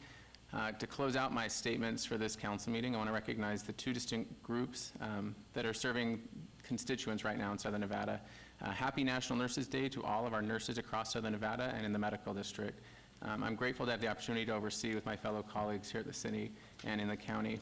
Now more than ever, their hard work and sacrifice is key towards lowering the curve and eventually reopening Nevada safely. And to all of our nurses and healthcare practitioners, thank you for what you are doing. And second, for the correctional officers and the city of Las Vegas, thank you very much. Scott Edwards has been an amazing advocate for you. And it's a real pleasure to learn more about the corrections here at the city of Las Vegas. For those who don't know, my dad was a correctional officer for a period of time, and so it's a soft spot in my heart, and it's a lot of work going on in the city and county jails. And then, as always, don't hesitate to reach out to me. I always give out my cell phone, 493-1547, and I've gotten lots of calls from our community asking for guidance on how to reopen, and I've been very, very grateful that the Health District is here and providing guidance on what reopening safely looks like. So thank you, Mayor. Thank you. Councilwoman Seaman. Yes. First of all, I just want to thank everyone. Put your mic on. Thank you. First of all, I want to thank everyone for coming today and showing their support and participating and letting us know how they feel about getting Nevada and Las Vegas open. And then I just want to tell you, we've been here for the last 7 weeks during COVID, and we are going to continue to be here, my staff and I, to answer all your calls, all your questions, and help you with the resources that you need for whatever issue you're having. When we're not here, we've been out in the field, as Mayor Pro Tem has said. And so if there's anything needed by organizations out there, please contact our office. We'll help facilitate donations like We have been for the past 7 weeks. And if you need to contact my office, can you post the slides? My phone number or our email is ward2@lasvegasnevada.gov. Our phone number is 702-229-2420. And if you would like to have general questions answered regarding the coronavirus, you can call 702-229-CARE. And if you'd like to follow our updates, you can go on my social media, which is @Victoria D. Seaman on Facebook, Twitter, and Instagram. Thank you, Madam Mayor. Thank you. Councilman Anthony. You know, I remember Mayor Pro Tem Tarkanian at the time calling you Councilman Stavros or Starvos. I've heard you're always... And our current Mayor Pro Tem continues that tradition. So, this is Councilman Stavros Anthony. Thank you, Mayor. Councilman Anthony. Thank you, Mayor. Well, under normal conditions, we would have had 68 students from fifth grade classes here in our chambers to recite the Gettysburg Address under the Great American Pride Program. Unfortunately, we could not do that, but we still had 4 classes, fifth grade classes, a total of, again, 68 students who completed the Great American Pride Program, which I'm very proud of them. And just so people remember, each of these students has to write the Pledge of Allegiance, recite the preamble to the United States Constitution, sing or recite the Star-Spangled Banner, recite all 50 states and capitals in alphabetical order, recite all 44 United States presidents in chronological order, and recite the entire Gettysburg Address. And those of you that have seen it, to see all those students here do that is absolutely amazing. So I want to recognize from Ruth Deskin Elementary School, the teacher is Miss Julianne Dusan-Poupard, and from the Middle School in Summerlin, we have Miss Kathy Brennan, Miss Cindy Drehorst, and Miss Linda Bookout. So congratulations to those kids and those classes for completing the Great American Pride Program. Also, again, next week, May 15th, is the National Law Enforcement Memorial Day, and we would be honoring those men and women in law enforcement who made the ultimate sacrifice. So please remember those individuals who were killed in the line of duty protecting this country next week, May 15th. And if you'd like to recognize the officers on a federal, state, and local level that gave their lives for this community, for Nevada and Southern Nevada, you can go to Police Memorial Park in Ward 4, and their names are etched in stone, and give a nice prayer for them. That would be great. As Councilman Knutson mentioned, today's National Nurse Day, so my daughter's a nurse, so congratulations, Irene. I'm proud of you. And again, Ward 4 is open for business, so if you need to contact us, we're at 229-2524. Thank you. Wow, this is sad. I mean, because everything that you've brought up is so significant to the beauty of this community, and just remembering these years and having those young people here. I mean, I could not do the 50 states except, you know, trying to remember. And then in order, the capitals, I mean, unbelievable in everything they've done. That is a fabulous program, and a call, of course, for our fallen officers. You know, that's such a moving memorial, and just, oh, I'm so sorry we're missing that too. Just so dedicated, every one of them, and beautiful people. And then you mentioned your daughter. Goodness, everybody that has been so involved in keeping people safe, or bringing them to better health, or walking them through significant, painful times. We're a wonderful community, and we're a loving, compassionate community, and it does start with each individual doing their best. And so we're so grateful to all people who really have the best interests of each other in their hearts and in their actions. So thank you all. There's not one person that hasn't done something here to make it better. So I thank you. Well, if it's all right with you, Mayor Pro Tem, I'm going to go online because they've been so patient, and we'll start with you, Councilwoman Diaz, for any comments, please. Thank you, Madam Mayor. Yes, I'd like to start by celebrating the good news that RTC shared, that we were able to help them secure additional fundings in almost $80,000 so that they could continue their partnership with 3 Square Food Bank to deliver 300 meals a week during these times to improve the quality of life of seniors and low-income folks in our community. So I want to continue to just say thank you to the RTC and 3 Square Food Bank. They've been doing an amazing job. I also want to thank the people at Share Village. They've been doing outstanding work there and a very much needed work. I also want to thank the Nevada Hispanic Legislative Caucus, who is also delivering meals to folks who have COVID or who are immunocompromised and they don't feel safe going to do their grocery shopping. So we've been able to go and help them deliver meals to those families that are in much need. I also want to say Happy National Nurses Day to everyone that's a nurse and on the front lines. You guys are doing an amazing job of keeping us taken care of. And I would be remiss to not also acknowledge that this is National Teacher Appreciation Week. And I was a teacher for many years, but I want to acknowledge the work that many teachers, including my son's third grade teachers, who are facilitating access to content for parents like me that have to homeschool during the closure.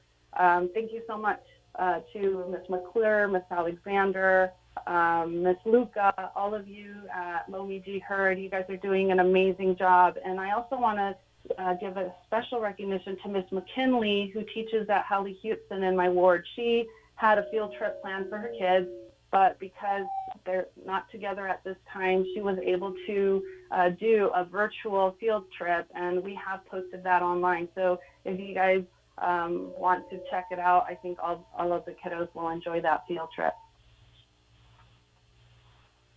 Thank you very much. And Councilman Creer. Thank you, Madam Mayor. I'm proud to partner this week with Quiet Storm Foundation and Chef Stacy Dugan of Simply Pure Restaurant. We're going to provide free food entrees to the community during a time where food insecurity is very, very high. Appreciative of both of them for coming into Ward 5 to make a difference. This event is going to take place on Saturday, May the 9th, from 12 p.m. to 1:30 p.m. at the Doolittle Senior Center parking lot, which is at 1230 J Street. You do not have to be a resident of Ward 5 to participate. Just show up, and we're going to, have prepackaged meals that'll be safe. We'll put them in the back of your car. This is our third free food program that we've done in our ward. The first was at Deerfield Senior Center, and the second was last week at Doolittle. We're also providing free COVID testing at Evergreen Baptist Church Monday through Friday from 10 to 4 for seniors 65 and older. Make sure you bring your Medicaid card or your Medicare card with you so that they can make sure that you get included. Evergreen is located at 1915 Lexington Street, which is right in Ward 5, right off of MLK.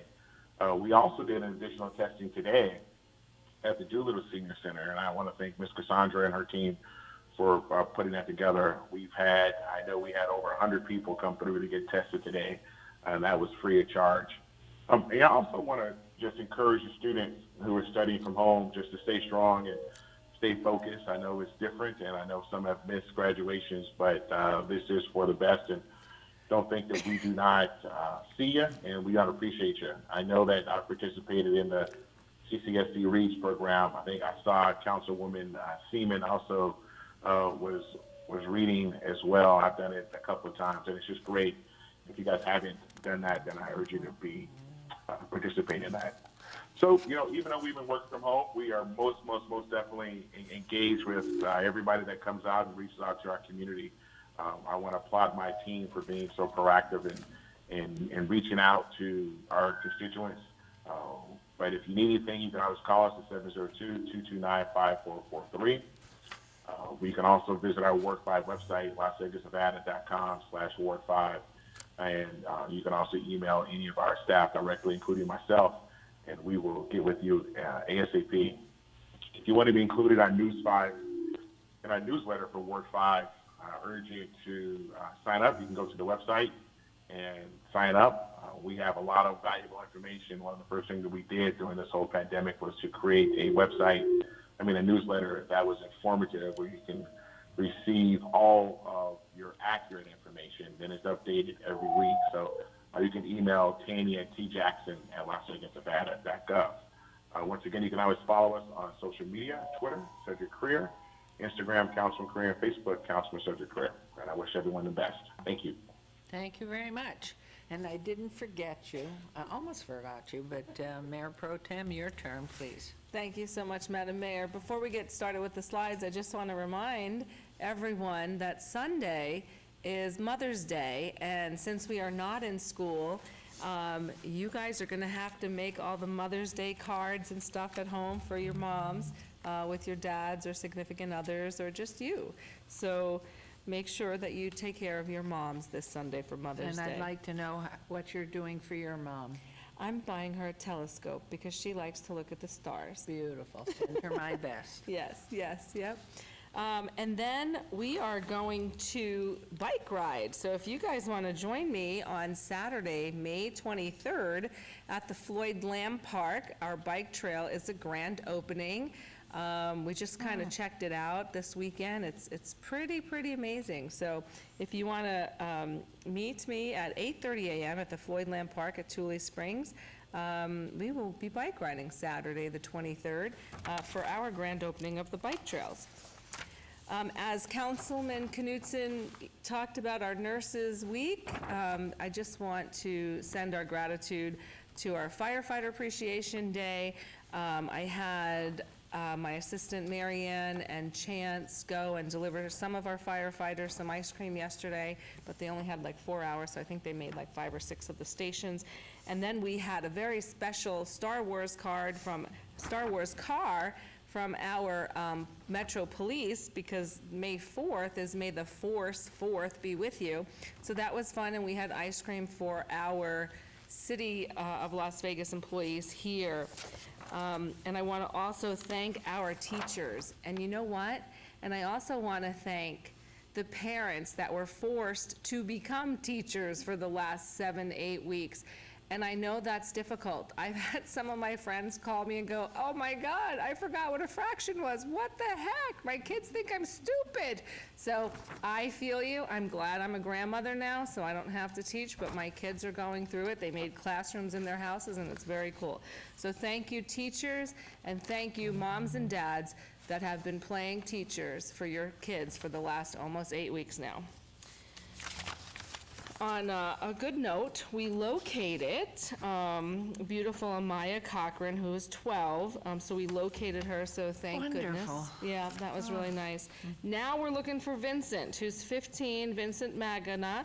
He's 15, he's Hispanic, he has dark brown hair and dark brown eyes, and he was last seen in Pecos and Bonanza. So please, if you know where Vincent is, please call our Metro Police at 702-828-3111.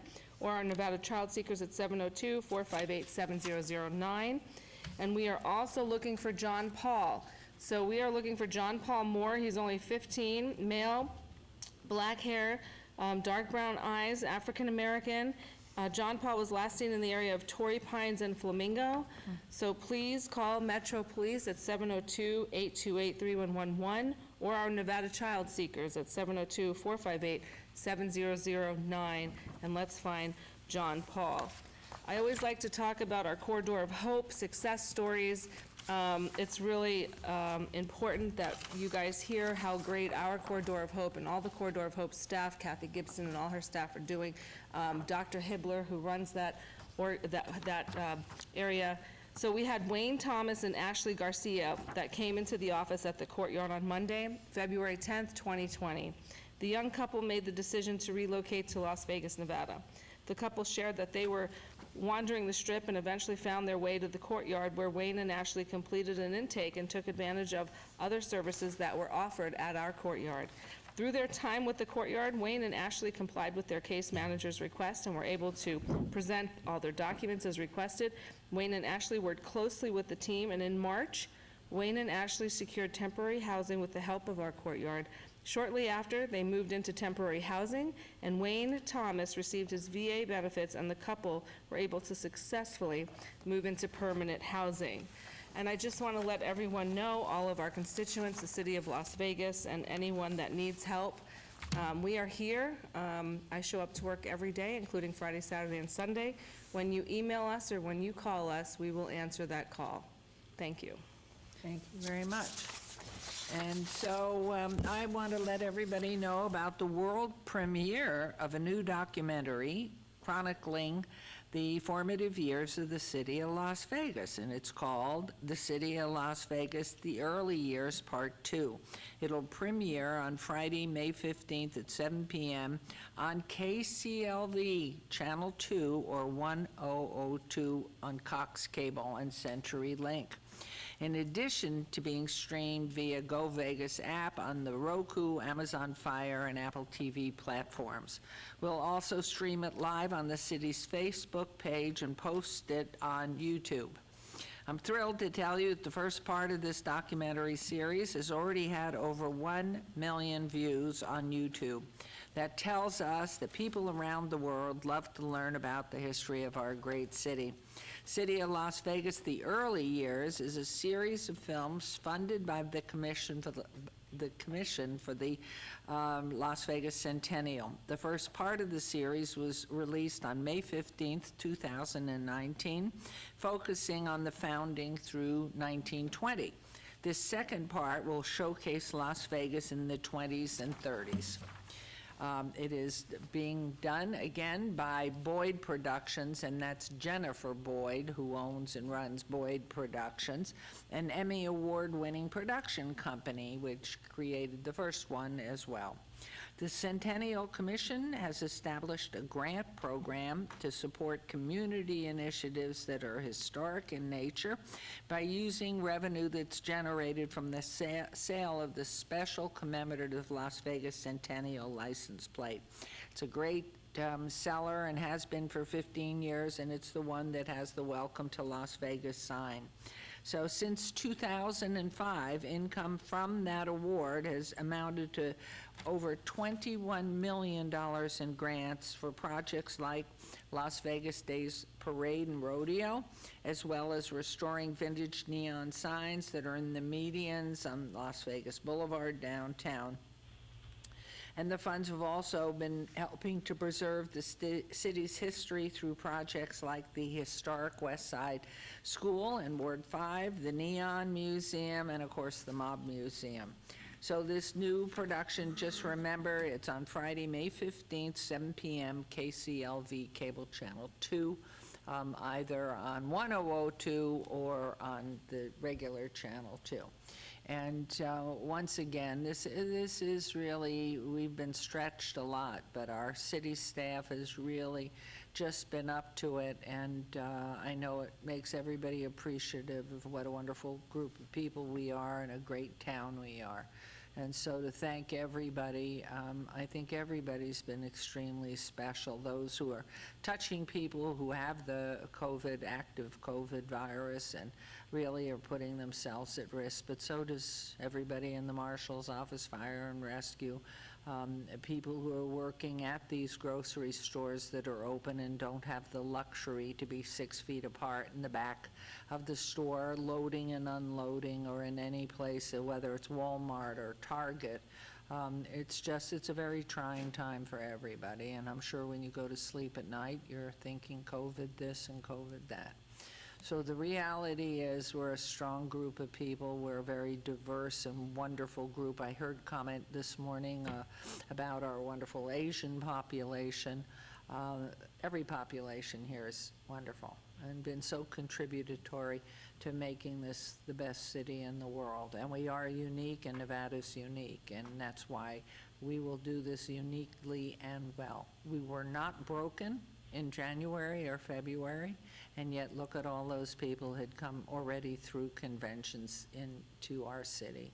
So just know you're a great group of people, but it starts with each one of us initially and only. It starts with me. It starts with each me in this community to make this work. And we can make it work, we can remain safe, and we can remain healthy, and we can open back up. And I will continue to be that voice for the unemployed, I can assure you, always, every time I'm asked. So God bless you all, and thank you, and for our staff who just devoted hours regardless in everything that you do. I start with our leader, our city leader, manager, Scott Adams, and then his fabulous team of people. I look at them and they're here. I'm coming down with my ruler. I think 3 of you are not 6 feet apart. You're only 4.5 feet apart. So I will personally fine you. I'm going to take the money that you're going to give me, and then I'm going to put that in a special fund for a vacation for you when we're back functioning. Okay? That's good? And I see even Mr. Aimling, the head of our finance department, he's frightened of the 3 of you. So he's seated right back there. But everybody in IT, you're sort of in isolation back there, but back in the office, know you're in there. But there we see you. So everybody, thank you very, very much. Our next city council is May 20th, and we will be right back here. But truly, you know, when you tell us you can't reach anybody for your unemployment and your compensation, we do answer, all of us. Every single ward person is here to answer your phone call and at least help guide you to give you the strength to go back and try it again. And my hope is with the new deed or interim manager that we will have those phones manned by everybody in the state that can be spared to get this thing moving forward. And so thank you all, and we stand adjourned.